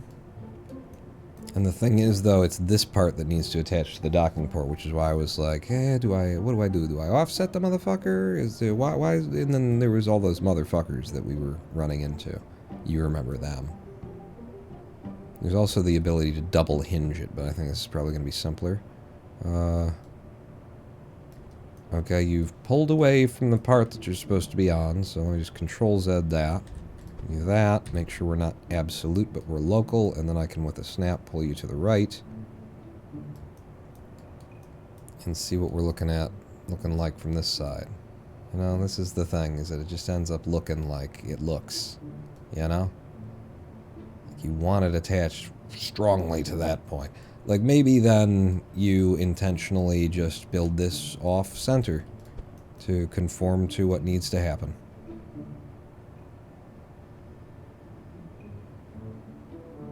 Looks like it would need to be... Looks like you could just eyeball it, actually. Find the place that you like it. As much as you can like it.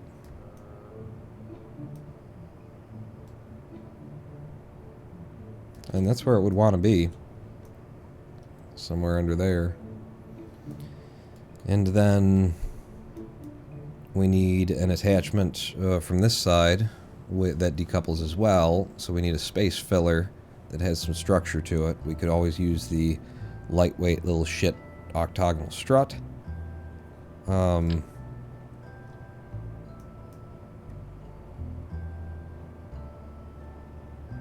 Or what if a grip pad? What if another grip pad? They've been working out nice for us, and I could make it like a circle, and then it might look like gears. It might need to be a bigger grip pad than that.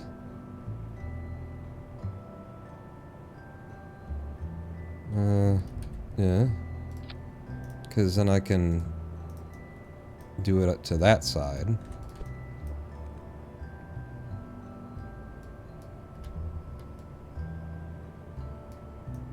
Yeah, you're a little bit huge. Oh, but with your hugeness, though. Little excessively huge is what that is. Let me try with that. Not smallest, but small grip pad.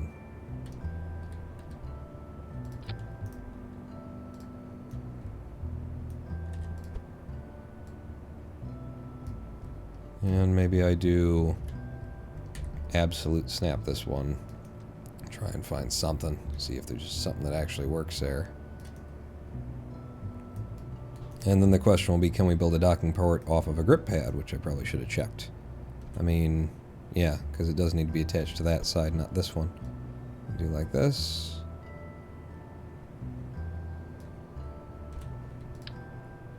And then we can indeed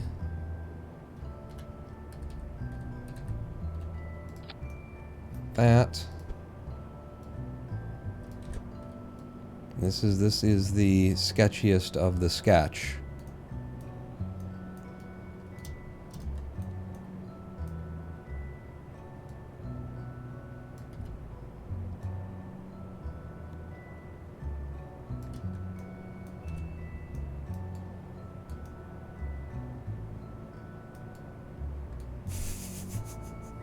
I have a big chonkin' friggin' rotor up there attached by a tiny little wheel to the edge of another thing that's somewhere else.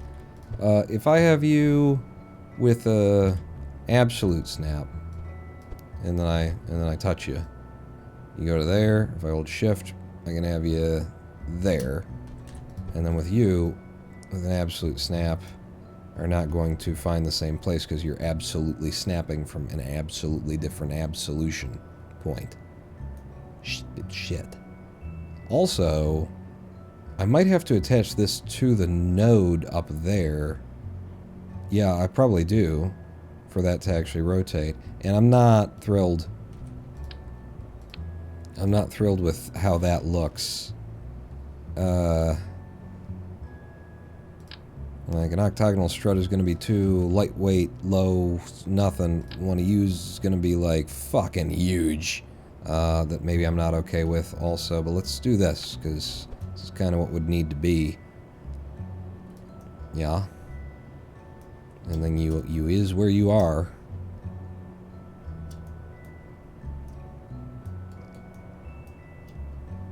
With the fucking camera that won't fucking move for the... It keeps getting hit in the fucking ceiling.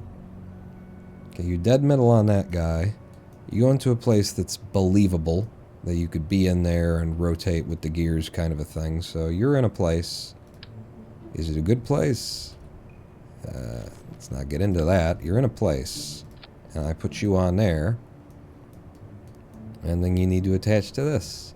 And I'm really thinking, like, as much as this is an eyeball kind of an operation to try and make this work in the first place, maybe no snap and just drag you off a little bit. Maybe line it up with that there.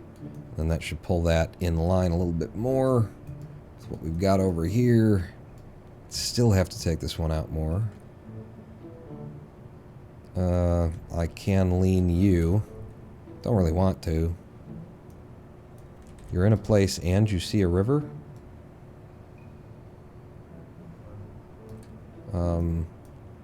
How many of the psilocybins did you take? I told you not to mess with that mescaline. That's all I'm going to say about it. So then... I didn't know.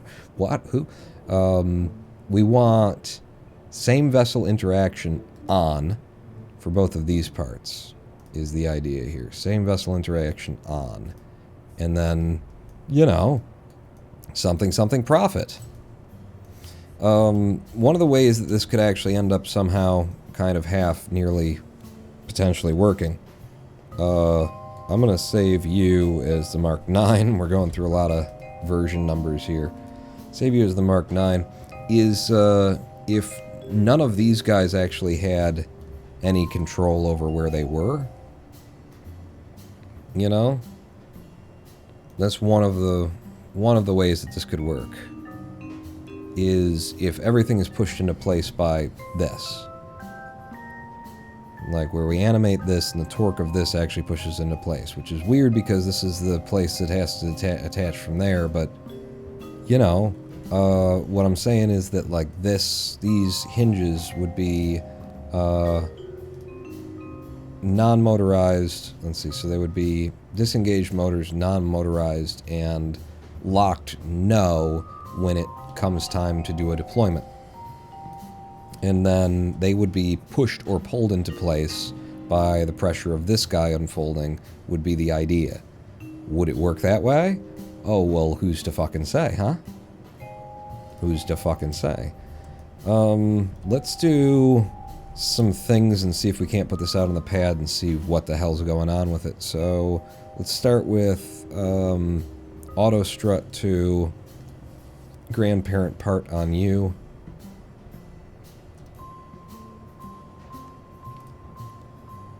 Auto strut to grandparent part on you.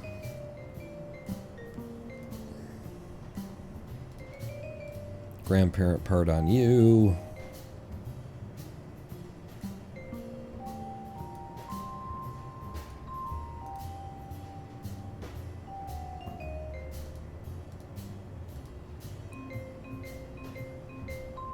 Yeah.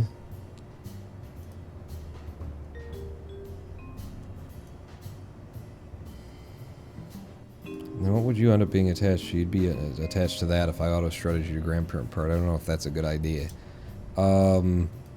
Let's see. I fully expect it to all just kind of fall horribly under the weight of its own mass and just bend the shit out of everything that we've got here.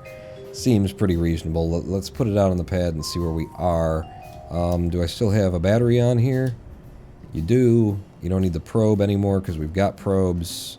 I mean, I'll leave that there. Who the fuck cares for now? In before it blows up. I don't think it's going to blow up.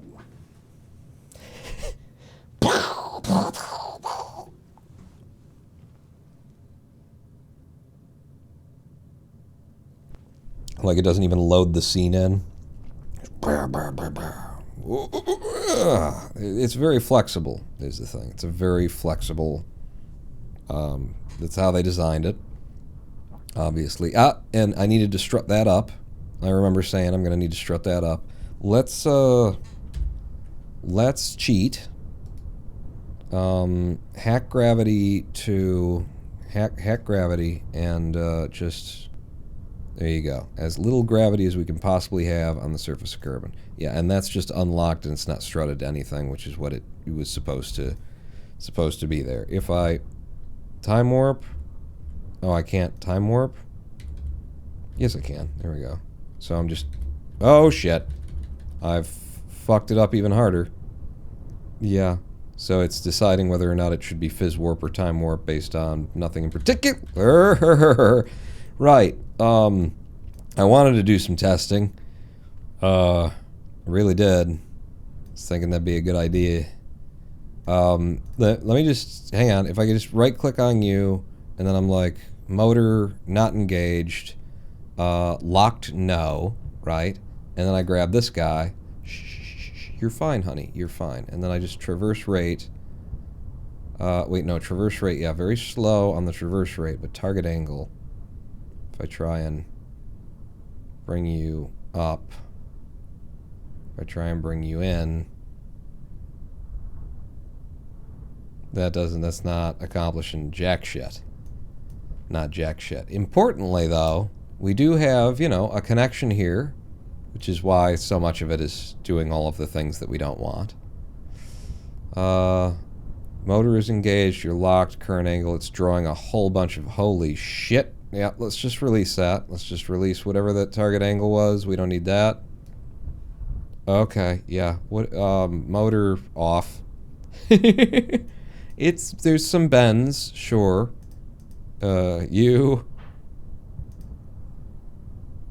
Motor engaged. Don't care about the traverse rate. Let's fold this up. And boom. Just like you'd expect from this James Webb. Everything works perfect. I mean, just look at it. It's nailed it. Fucking nailed it. There you go. We're full. We're packed up. Where's the ship? Put her under a fairing and send it to space, everybody. We nailed it. Round of applause. Give yourself... Let's unhack gravity and see how life hates us. And not much more than it hated us in the first place. At least it worked well in real life. Did they have this bit? Because I was thinking that might be a problem in the long run. But if they had it, then I guess we're okay. Everybody, it'll be fine. Revert to spaceplane hangar. There's potential there. I see. What are you talking about? This was the mission profile. Yeah, yeah. Why do I feel you're to summon the Kraken? I don't. I performed absolutely no rituals that you know of during this live stream. So, you know, let's not talk about it is the thing. If I did the opposite, it seemed like when I collapsed the hinge out there, we actually forced it into the correct position. So if the motorized, you're actually no, and your locked is no, your damping can be 200. I guess it'll just resist as it compresses or something. Maybe it'll be more smoothish, smoothery. But then this guy is motorized, yes, and it's his target angle that we're concerned with when we're out there. We know that we need a strut connector to connect this fakely connected faker right there. So I don't like this angle. Yeah, here, and then from you to you is really all that needs to happen there to give us a true fake true connection, fakely true and truly fake. From here I'm gonna save, and then let's see what happens motorize you, and then motor is engaged, and locked is, there we go, I had to double click it in order to get it to work again. So if I've got you there, and then I target angle you to fold up. So you're going to end up doing that, right? So we fold you guys up. And then with your target angle, fold you somehow. Somehow is how I fold you, in some howish sort of a how. And then, I don't know, like maybe we have to bring this in a bit as it goes in order to keep the place and the stuff. Our servo may be in the wrong kind of a spot there too. Let's grab the servo. Motorized, yes. Target angle for you would be, we're just trying to see it straight up and down more or less, which looks like 118 right there. And then what did I extend or retract? It was you.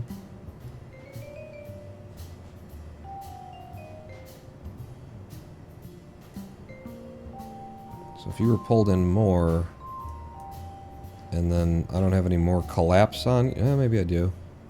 I can get up to 0, but really it should be at more of a 3.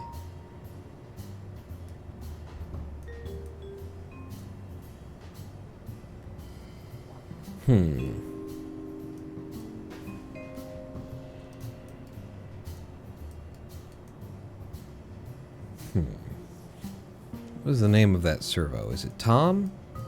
He prefers Thomas, but yeah.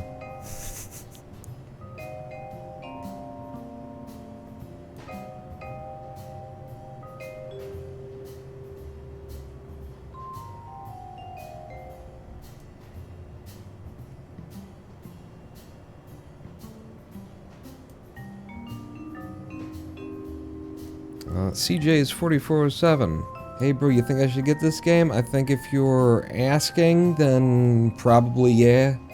Kerbal, you know, it appeals to a very certain kind of mindset, and I think most people, if you see it and you go, ooh, then you're probably already like, yeah.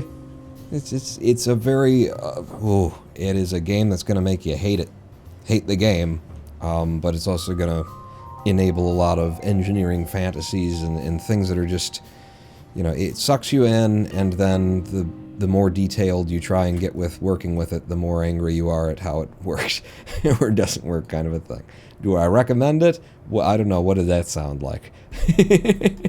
Sounded like you don't know if you recommend it. There you go. Yep. All right. That's about it.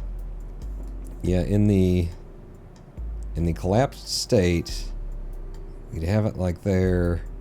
Like, what if you guys don't collapse perfectly straight up and down, right? What if our hinge is down here? I really need to get like all of the hinge things on screen. So you'll be for the bottom hinges. And then you're for that one out there. Put you up here. And then our servo boy would be like down there, I guess. So if our target angle never deploys to a full 15, and I pull it out a little bit more, if it never completely flattens, how does that end up getting me any additional height? And the answer is that it doesn't, right? It's not going to get me any additional height to get over this lip. And I think what it basically comes down to is that this bit needs to be higher up. Like I don't think there's any way that we're going to beat that reality, that this one has to be attached more out there-ish.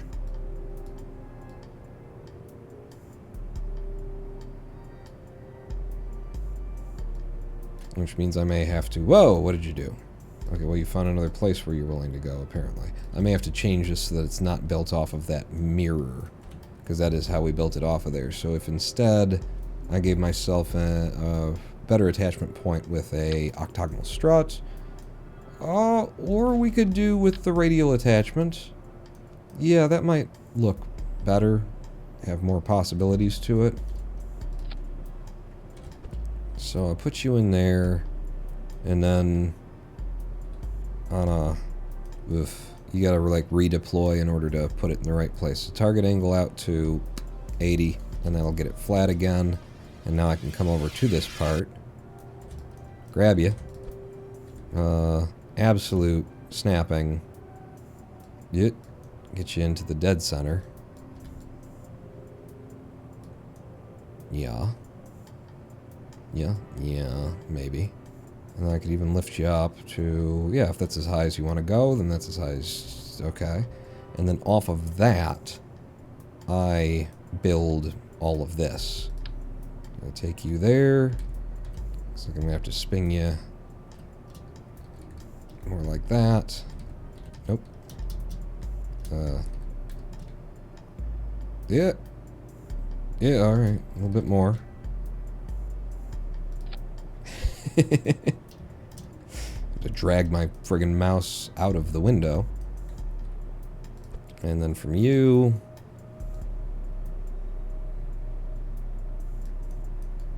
the snap.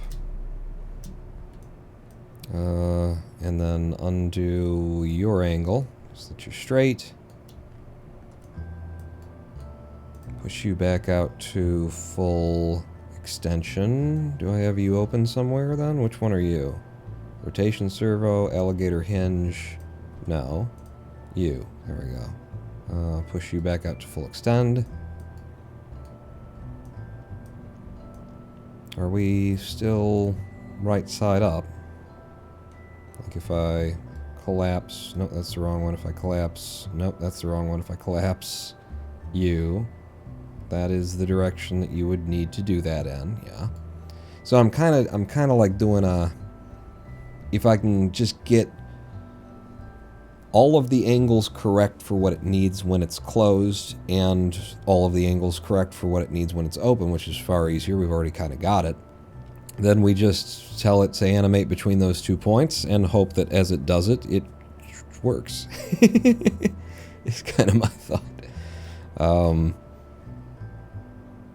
So for your target angle, like if you're down like that and then we're pushing in on it, it actually doesn't want to go the other direction as it goes over the top. I feel like we need from there, and then as you push in it does like that. So we need like from that one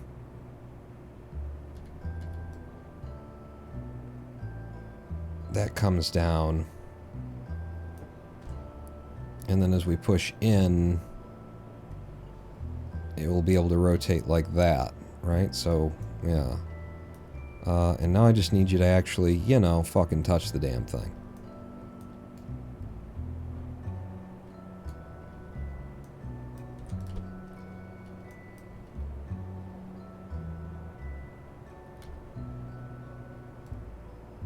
Bring you down. Is there a problem with that up here? No, we're okay. I just need a little bit more extension. I need you dead center of that, which means I need the servo to get dead center over that, which means I just need more space betwixt these twain. So if I grab you, go to a local snap, hit the snap, hold shift, maybe don't even hold shift, just pull it out by 1. Yeah. So that gets you out by 1 on that angle. And then same from you. Pull you out by 1. Pull you out by another. Pull you out by another. Wow. It does get us in the realm of where we need to be. And then do you want to be at the dead center there, or can you be out? Can I... Well, here's what you do, pawn. What do I do? You lower that. Idiot. Hey. Go on. What were you saying? Do I lower that, or do I just change the angle of attachment here? If I lower that, and then it would... I think you might want to lower this. Be easier to fix, too, if you do it, if this isn't what needs to happen. But maybe it's that this needs to come down to be there. And close enough is good enough for government work because it's going to snap together in a physics world, would be the idea. So I won't adjust that to be something else. I mean, what I should do then is adjust this on an absolute and move you just a touch in.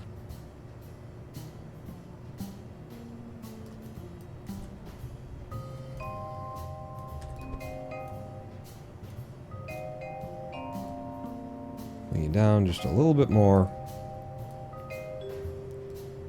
Magnets should help with the connection. I mean, it is close enough. You said close enough was fine. Did I? Yep. I may have lied. Perfect is close enough, isn't it? Yeah, perfect. Perfect is a good close enough. Ah, Pawn is an artist. See the scarf? Artist.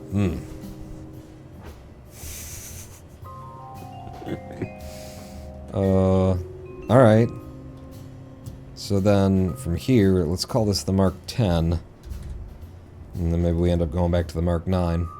Save that, and then so from here, got everything doing all of its everythings. And what we want to happen now is fold you guys up, which will be target angle 2. That's the wrong guy. So you should be up there, and you should be down here. Nope, you so you're the, you should be, and then maybe you. Hard to decide where to have things. So you are the target angle that collapses this. Eh? And then you are now the target angle that collapses you in.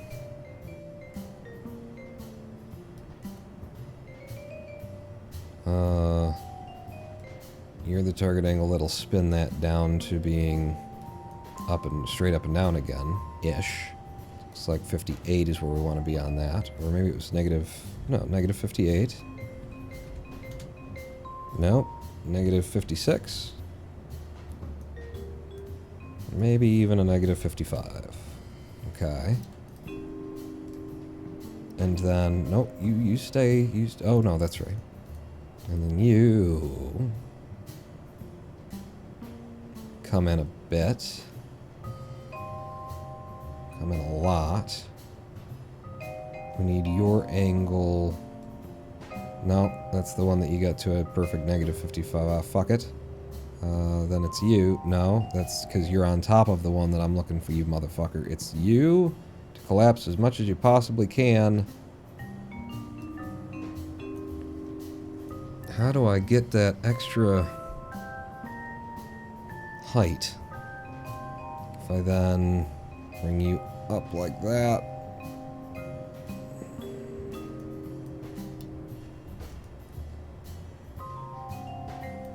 I mean, if I put another hinge here, then that makes it easy to make it happen.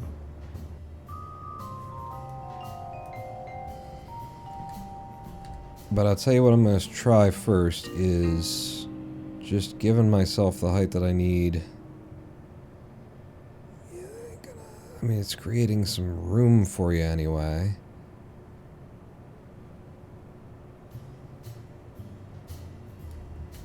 No. Oh shit, I Control-Z'd once, everything went away, and we're back in this position. I might have to hinge it here. I might have to hinge it there as well.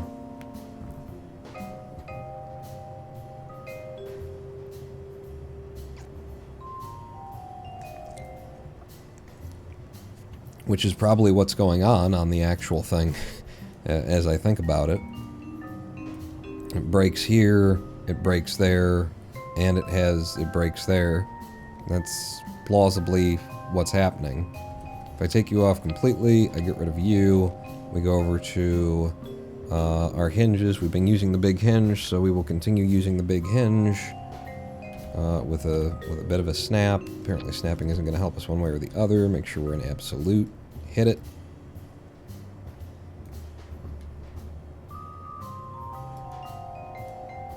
And then...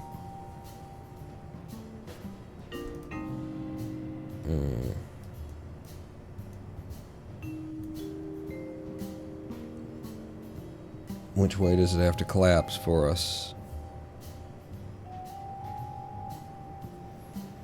Put a piston on the garter? Like the belt around her thigh? What's the garter?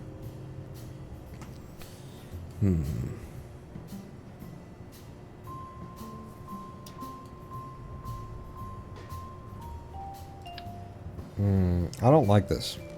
On the girder, if I control Z back to before I ripped it off. There you go. Put you back in.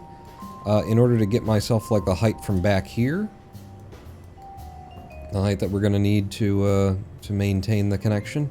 So instead of this, we have a small piston filling that space. That's plausible. That's almost half partially even nearly believable. Also, garter belts are really hot. Yeah. It's G-A-R-T-E-R, I think, when it's a garter belt. Somebody check me on that, because I'm always wrong. It's like, it's gonna be the smallest of one of our parts that's to fill the space without... Well, you put it on the inside of that, and then you just extend that, I guess? And then it looks right, but it's gonna be so... and it's holding the weight. And if I use a full-size motherfucker like we've been using, it's gonna be fucking enormous. But you could attach it from down to, like, to down there instead now. Okay. Okay.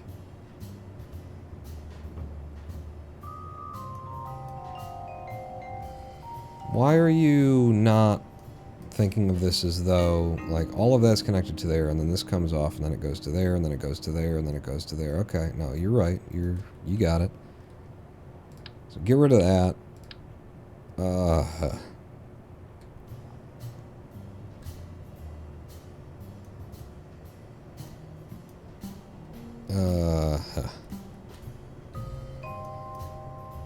I think it's...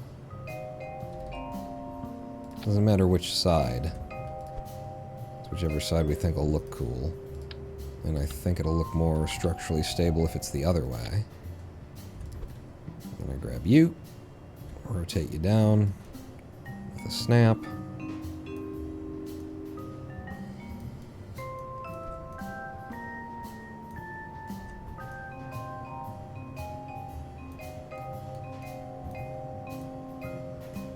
Is that as far as our extensions can get us there? Yes, they are. Suggests to me that I need to go further then, from like this one. Well, then you really need to do it on an absolute to push it past. And you could also move this forward to get that done.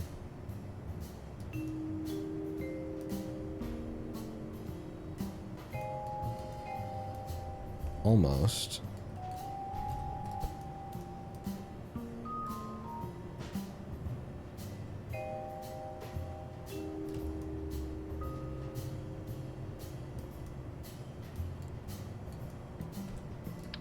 Pull you off, and we've got perfect clearance. So then I have one of you there. I attach you to something. What are you attaching to there? Not to that. I guess if I do you there, upside down, and then spin you over.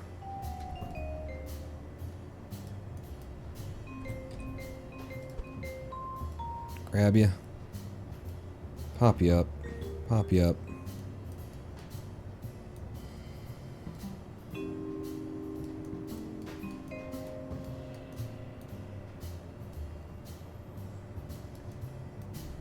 lay out to where you'd need to be to line up. You're just kind of hanging out there, huh? You're just kind of hanging?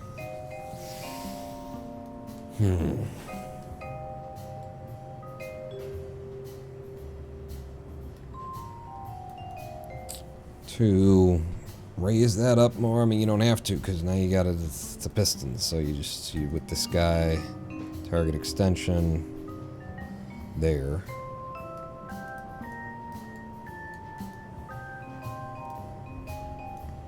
Okay. Save this as the Mark 10. I'm okay with deleting whatever it was that we had before. And then from here, let's try and collapse this thing and see if it still somehow makes sense. So if I can target angle you in, and then target angle you in as you go.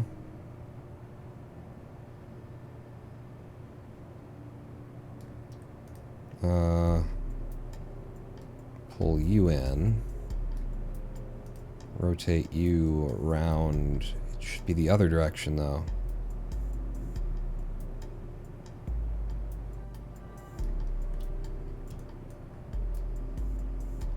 Shouldn't it?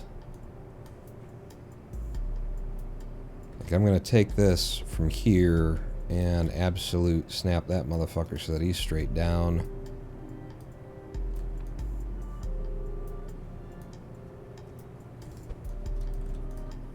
And then your target extension goes to nothing.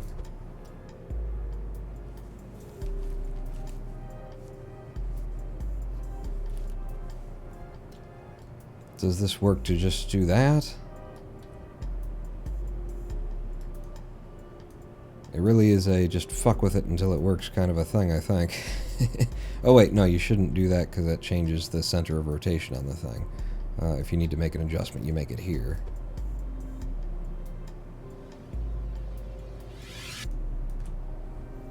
Pawn, hello, the zombies on the bus. How you doing? Huh? Hey, how you doing? Huh? Hey, all right, stop it.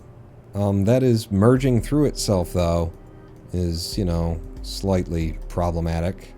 And in order to prevent that, we would have to, like, limit the target angle to a 3. So let's say that the min, rather, here is 3, and then I have to deal with that from here on out. Because that's before it starts eating into itself. I get you back here with an absolute snap. Hit it. Quit it. Pull it up.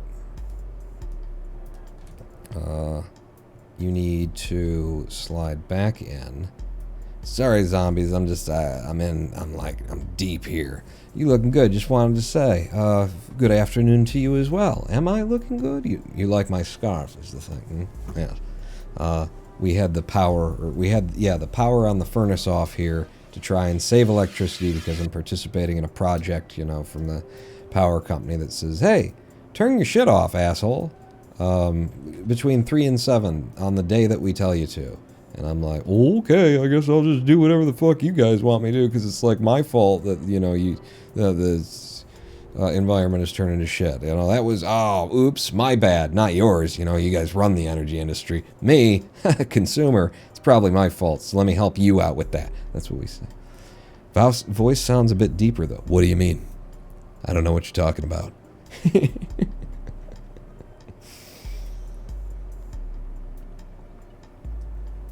So from this point, right? This is the point at which we are pointed. It's a pointed point is what it is. Target extension 0 there. We've locked this at the max that we would want that to do. This is so that angle won't go lower than 3 again, so we can just deploy straight to there. And then what we want to see is the ability to, with you, like, you need to rotate as we pull up and over. No, you need to be going the opposite direction, don't you? Like, he needs to rotate as we pull. It's because it's the back, you know, I've got to imagine what this is supposed to be, not what it is. But with the, and then, but, so then there's, but you, Also, this should have been done from the 180.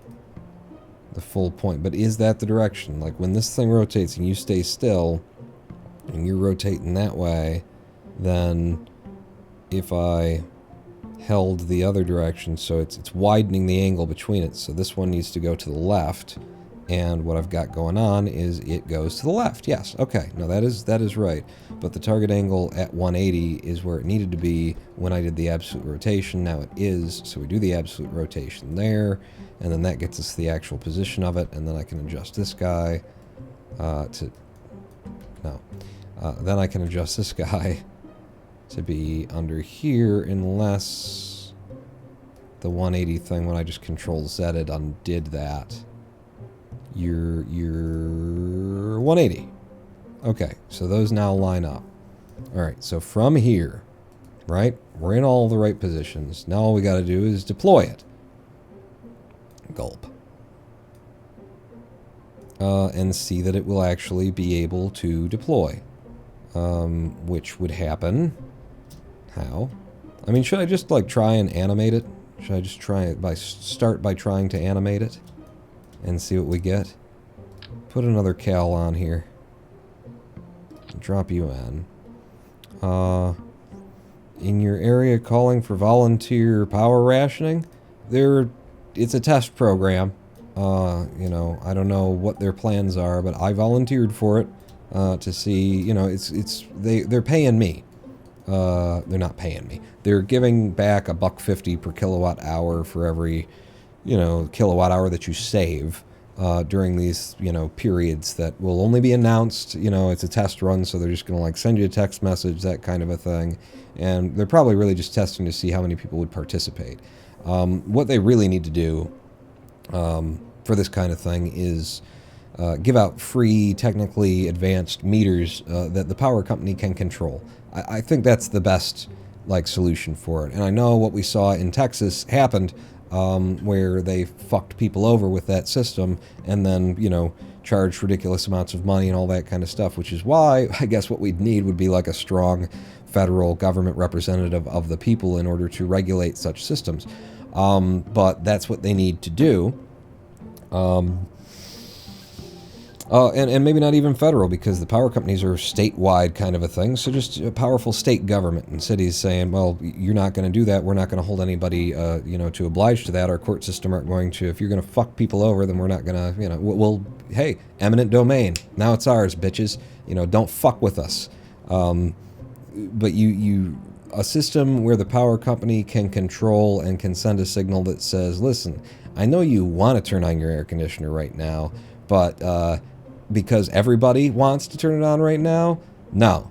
And we will roll that out so that, you know, everybody can be reasonably comfortable, even though they don't get exactly what they want, but we can roll it and make sure that, you know, we're not overtaxing our systems at any given time.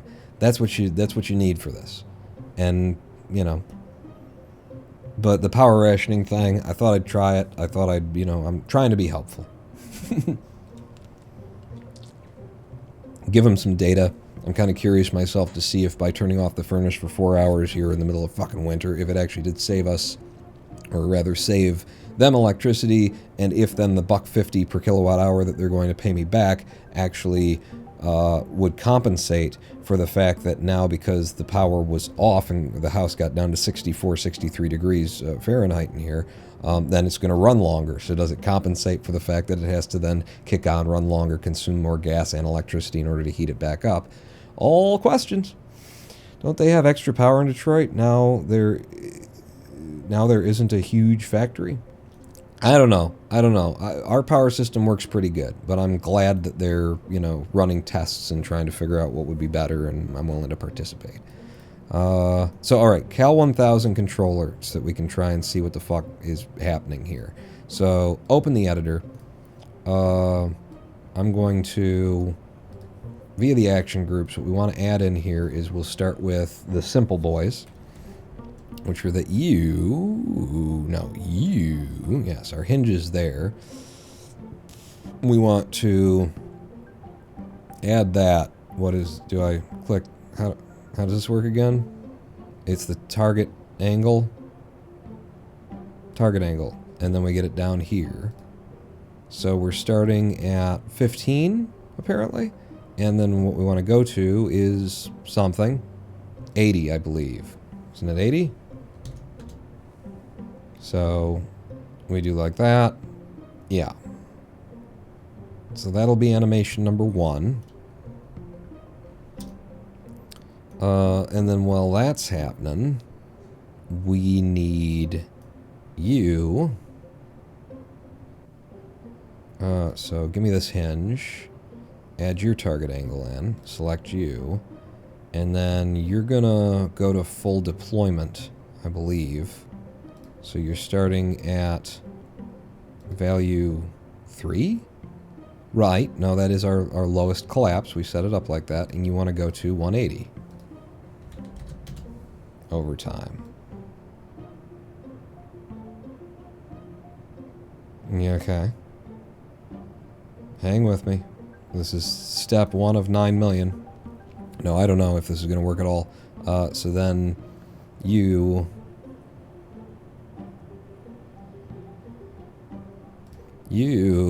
I'm starting to question everything right now. The rotation servo. Need you to stay upright. By the time you're back here...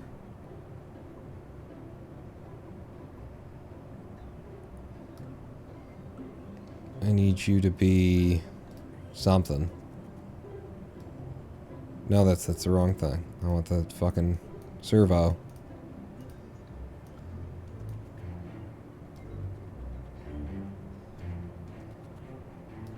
Let's try and figure out what looks straight up and down.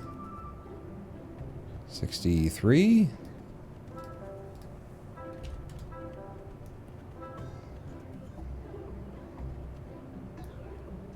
$64, 64, 63, 62, 62.5.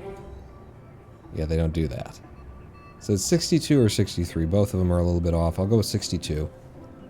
So when you're here, sir, your value should then be 62, I guess.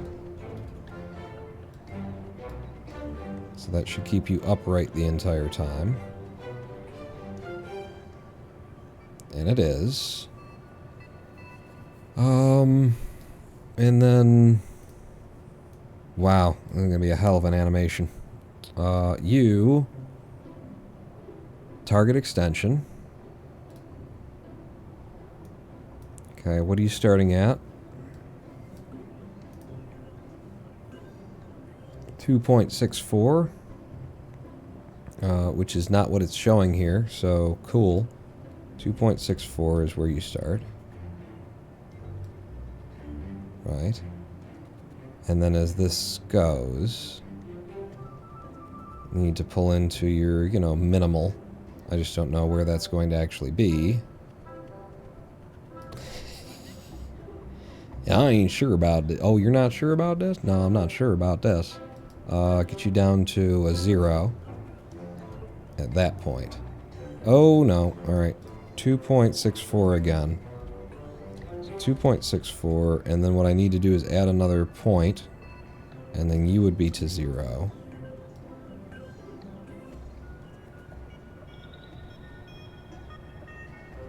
But apparently that 0 wants to be more like out here.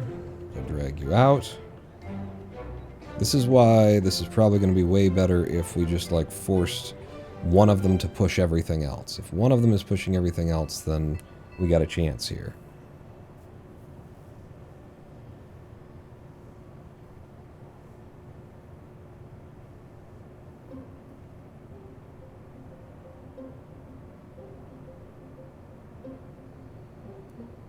So actually, a little bit back.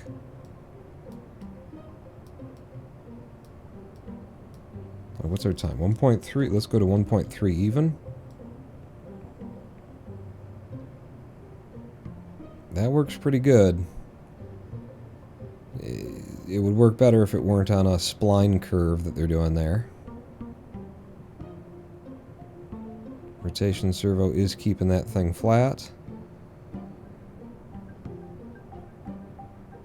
And so you would be at 0, like pretty much to there, and then add another point, and then at the full extension end, you want to be as extended as you're allowed to extend, which is 4.8.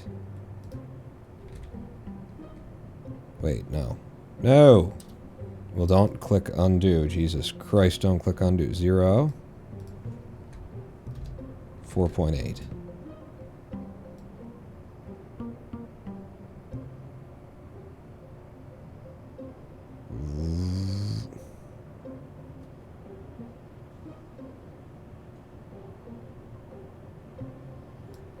Alright, and then...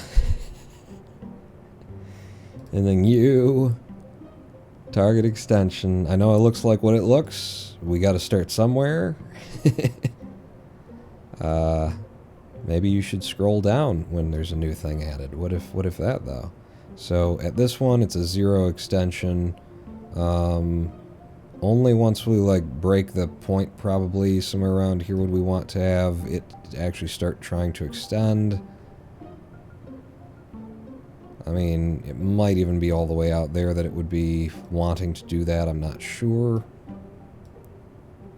Let's say we started there, and we started extending, and then we went to your full... well, not your full extension, to the extension that we want, which would be... 1.3.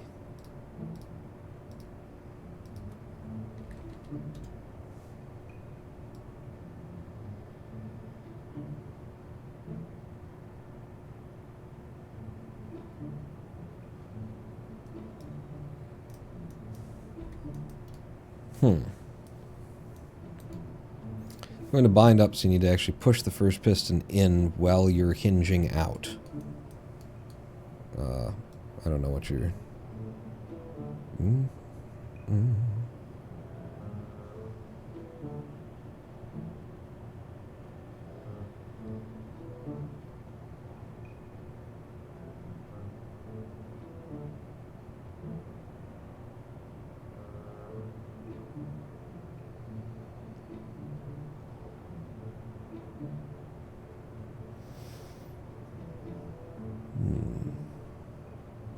So instead of, like, from full deployment there, as it, like, starts to come in, collapse this piston to move the hinge closer up faster. Yeah. Okay. So from this point, like, now I'm doing it backwards and seeing just how fast we can kind of make this, make that get to where it needs to be. Let's say, so that's that one, I think. And if I'm on that point...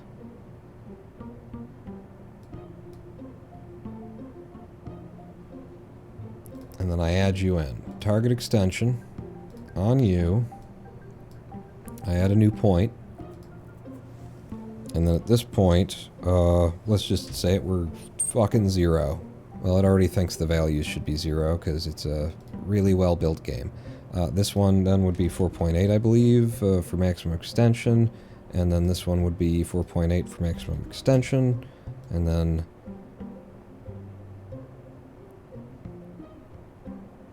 so you're coming in a little bit quick there.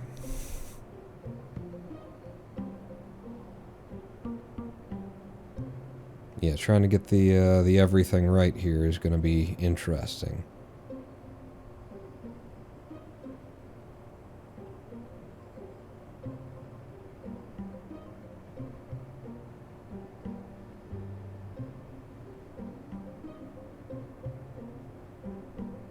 But from this side, pulling that,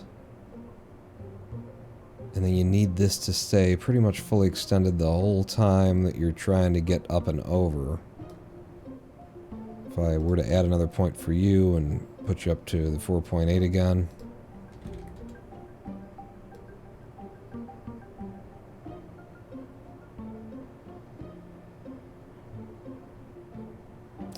That's very, very wrong. Very, very wrong. What a complicated little bit that has to happen here. But like I'm thinking and saying is, like, I want to do the animation to try and get my head around it. Like, here you need to be, when we're doing this, like, you're suddenly pulling like that because we did from there.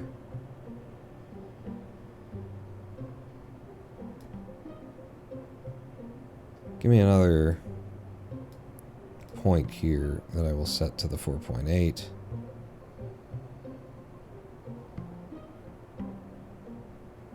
And then it would be like as you move in kind of a deal. You got a something something, etc.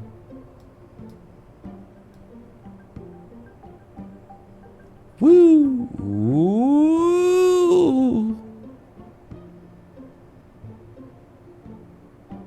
This is in premise, I think, working kind of half almost kind of a thing. Making animation in KSP is stretching the game to its limits. Yeah, and I don't really want this to run on an animation.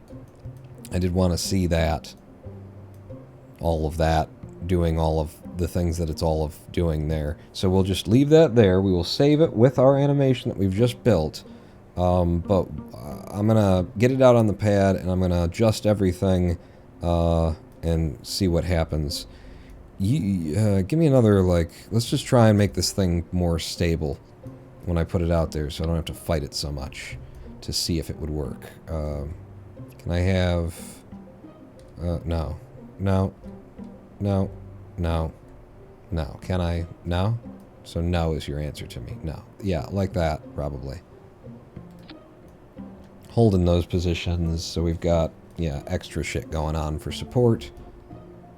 I'll even save that and launch and just go see what I can do, because I've got a theory that if I just put pressure on the right place, it will kind of force itself to go where it needs to go. Like, if all of the motors are turned off, it just has the ability to slip and slide.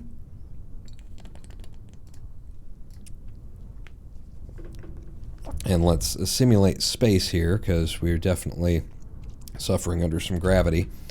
So hack gravity. Okay, we're down to the lowest amount of gravity that we can have on the surface of Kerbal, which is 0.01 of whatever it's supposed to be. And what's the thought here, Mr. Pawn? Let's just try unlocking like a shit ton of things. It's F5. And if your motor is not engaged, motor engaged. We have a probe, we have electricity, why can't I change whether the motor exists? It's my spacecraft. I can do what I want to. I should be able to turn the fucking motor off.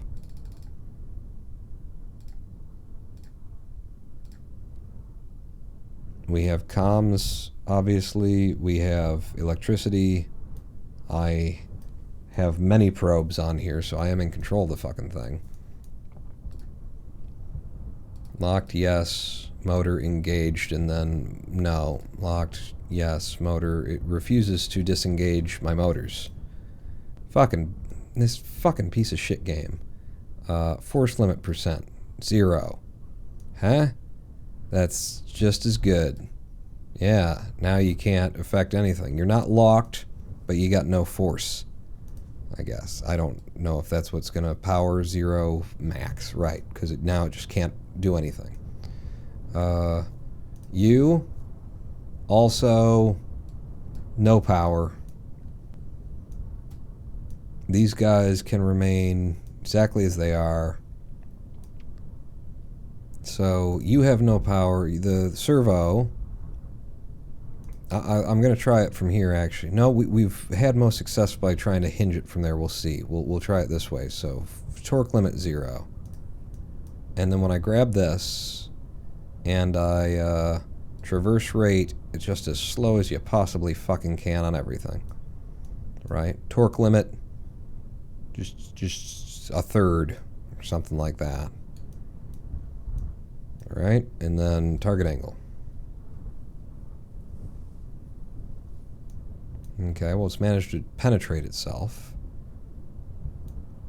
Let's see how it just sucked itself into where it needed to be, kind of a deal.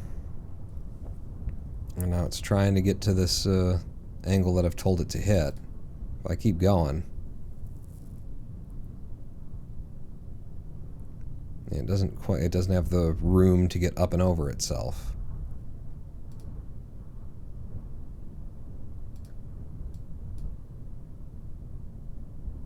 Target angle 180.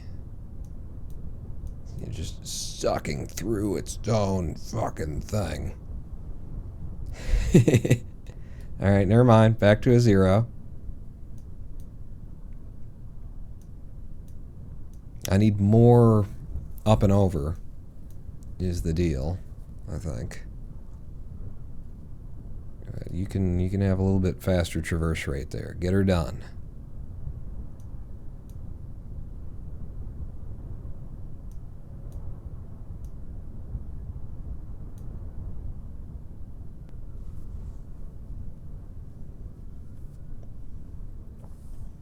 Okay. Okay, you can just, like, stop now. Stop. Right? No torque from you. If I, from here, try and deploy. So let's do traverse rate very low.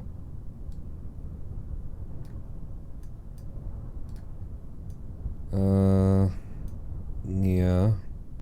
Target angle some.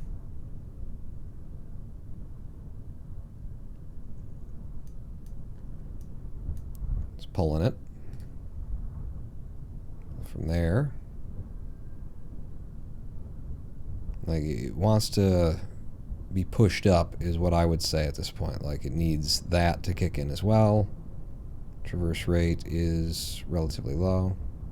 Oh, but you need force. So, I'll give you some force. Target.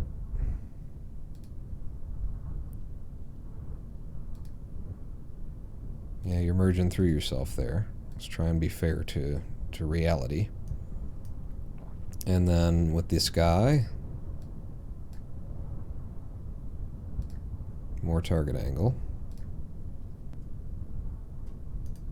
Do you have any power? You have no power, so you should just do what needs to be done as it needs to be done.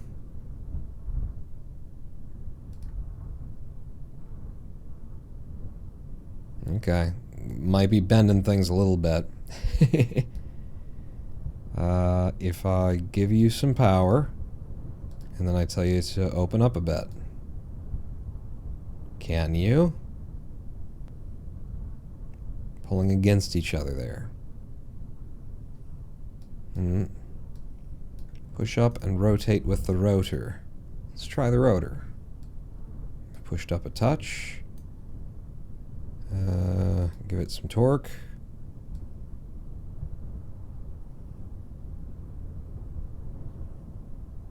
Whoa.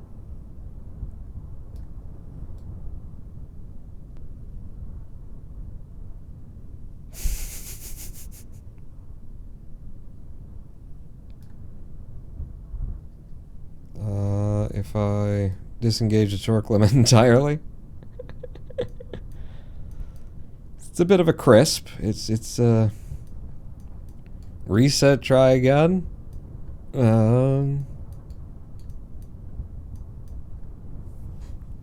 Could do F9.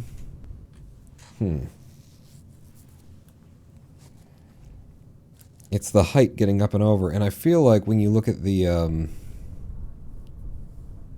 like, it's hard to get good images. What the fuck? That's just broken in all kinds of ways right there. Holy. Revert flight to launch.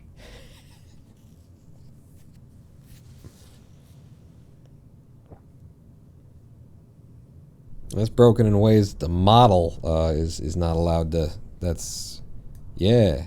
You're breaking all kinds of shit. Alt F12, unhack gravity, and then revert to launch.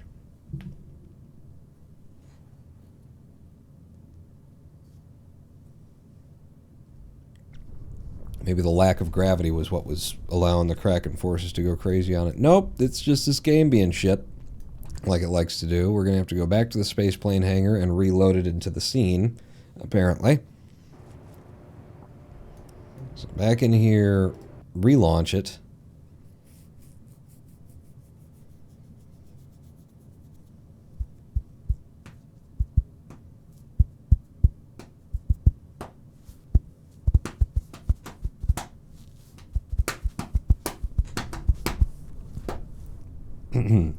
All right, things are fine. Let's have this fun. Let's just hit the go button. So if I play direction, reverse, play, forward, play. Boom! Perfect deployment every time.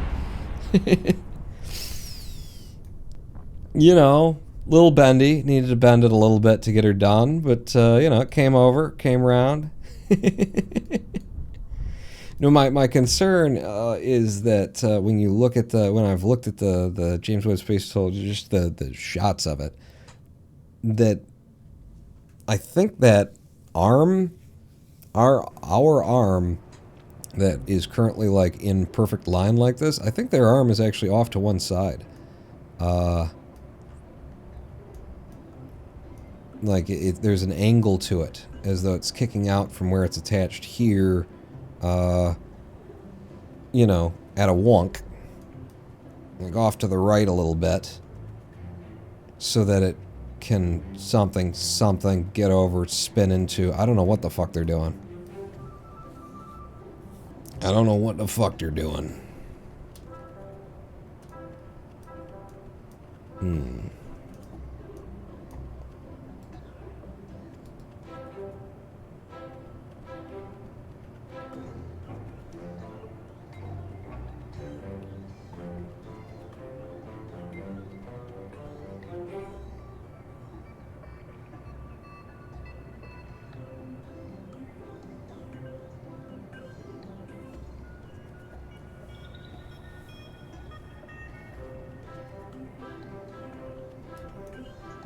Yeah, that's tricky. I knew this was going to be tricky, and it's still tricky, is the thing. It's still going to be tricky. Got to think about it, and I think maybe stop caring about exactly how James Webb gets it done, and start thinking about what we can accomplish in Kerbal. Spin rotor, push up with piston, have the other things, hinge and other pistons unlocked. Spin rotor, push up with piston.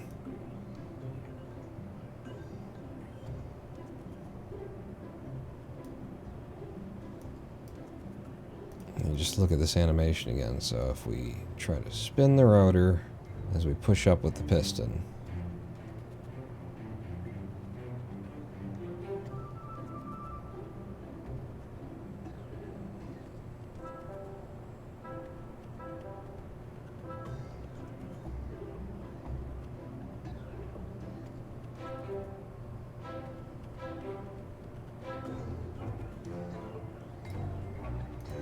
Okay, yeah, let's test that. I was gonna have another live stream break pretty much immediately, but let's test. If I put it out on the pad, I unlock everything, but that rotor and that piston, and maybe that hinge, and then just do it in little increments of to see if it'll get up and over.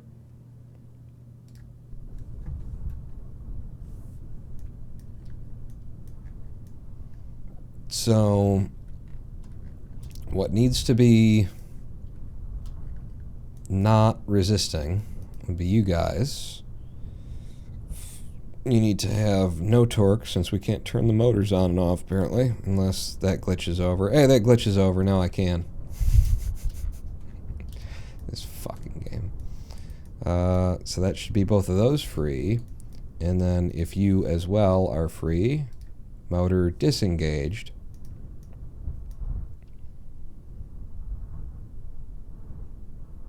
And then motor disengaged. Oh, no, can't do it anymore, not there. So force limit down to nothing.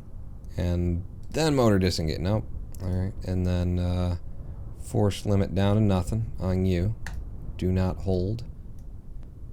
And then it's just try and spin the rotor in little bits, little momentary things. We're going to reduce the traverse rate so that it does this with just a little bit of power at a time. So number 1, rotation servo, give me a rot.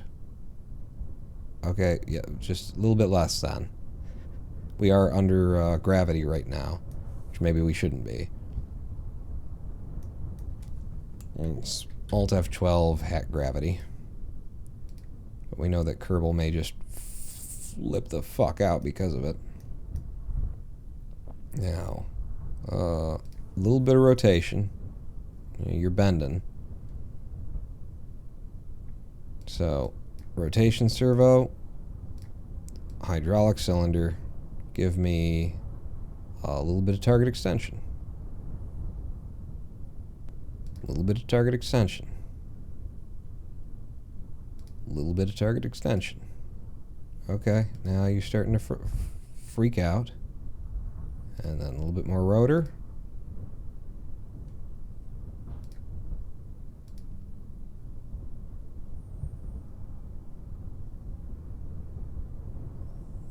Yeah, it's, I can see how that's just never gonna happen, is what I would say.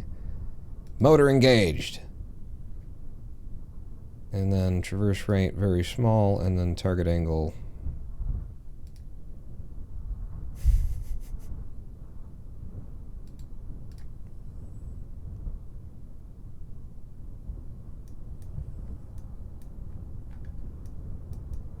That's fine, right? That's how that's supposed to work?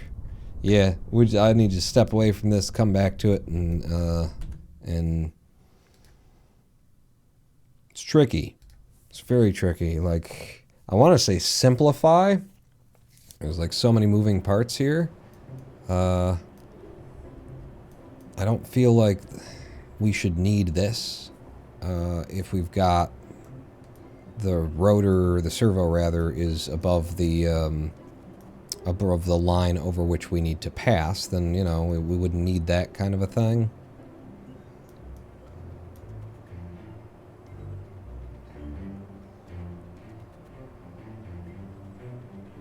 I'll think about it. I'm looking at like double hinge. I'm looking at a lot of things. I'm going to think about it during this live stream break. We'll come back. We'll see if we can't come up with something mechanically that actually gets this son of a bitch done. But yeah, you guys think about it. I'll think about it. I think it's possible. I just need to strut the thing up. Just fucking force it. Just make this whole thing a rigid body and then just... I'm sure that's exactly how the James Webb telescope does it, is, you know, they just put it under massive mechanical stresses once it's in a Lagrange points, slightly behind the moon kind of thing, and then they just...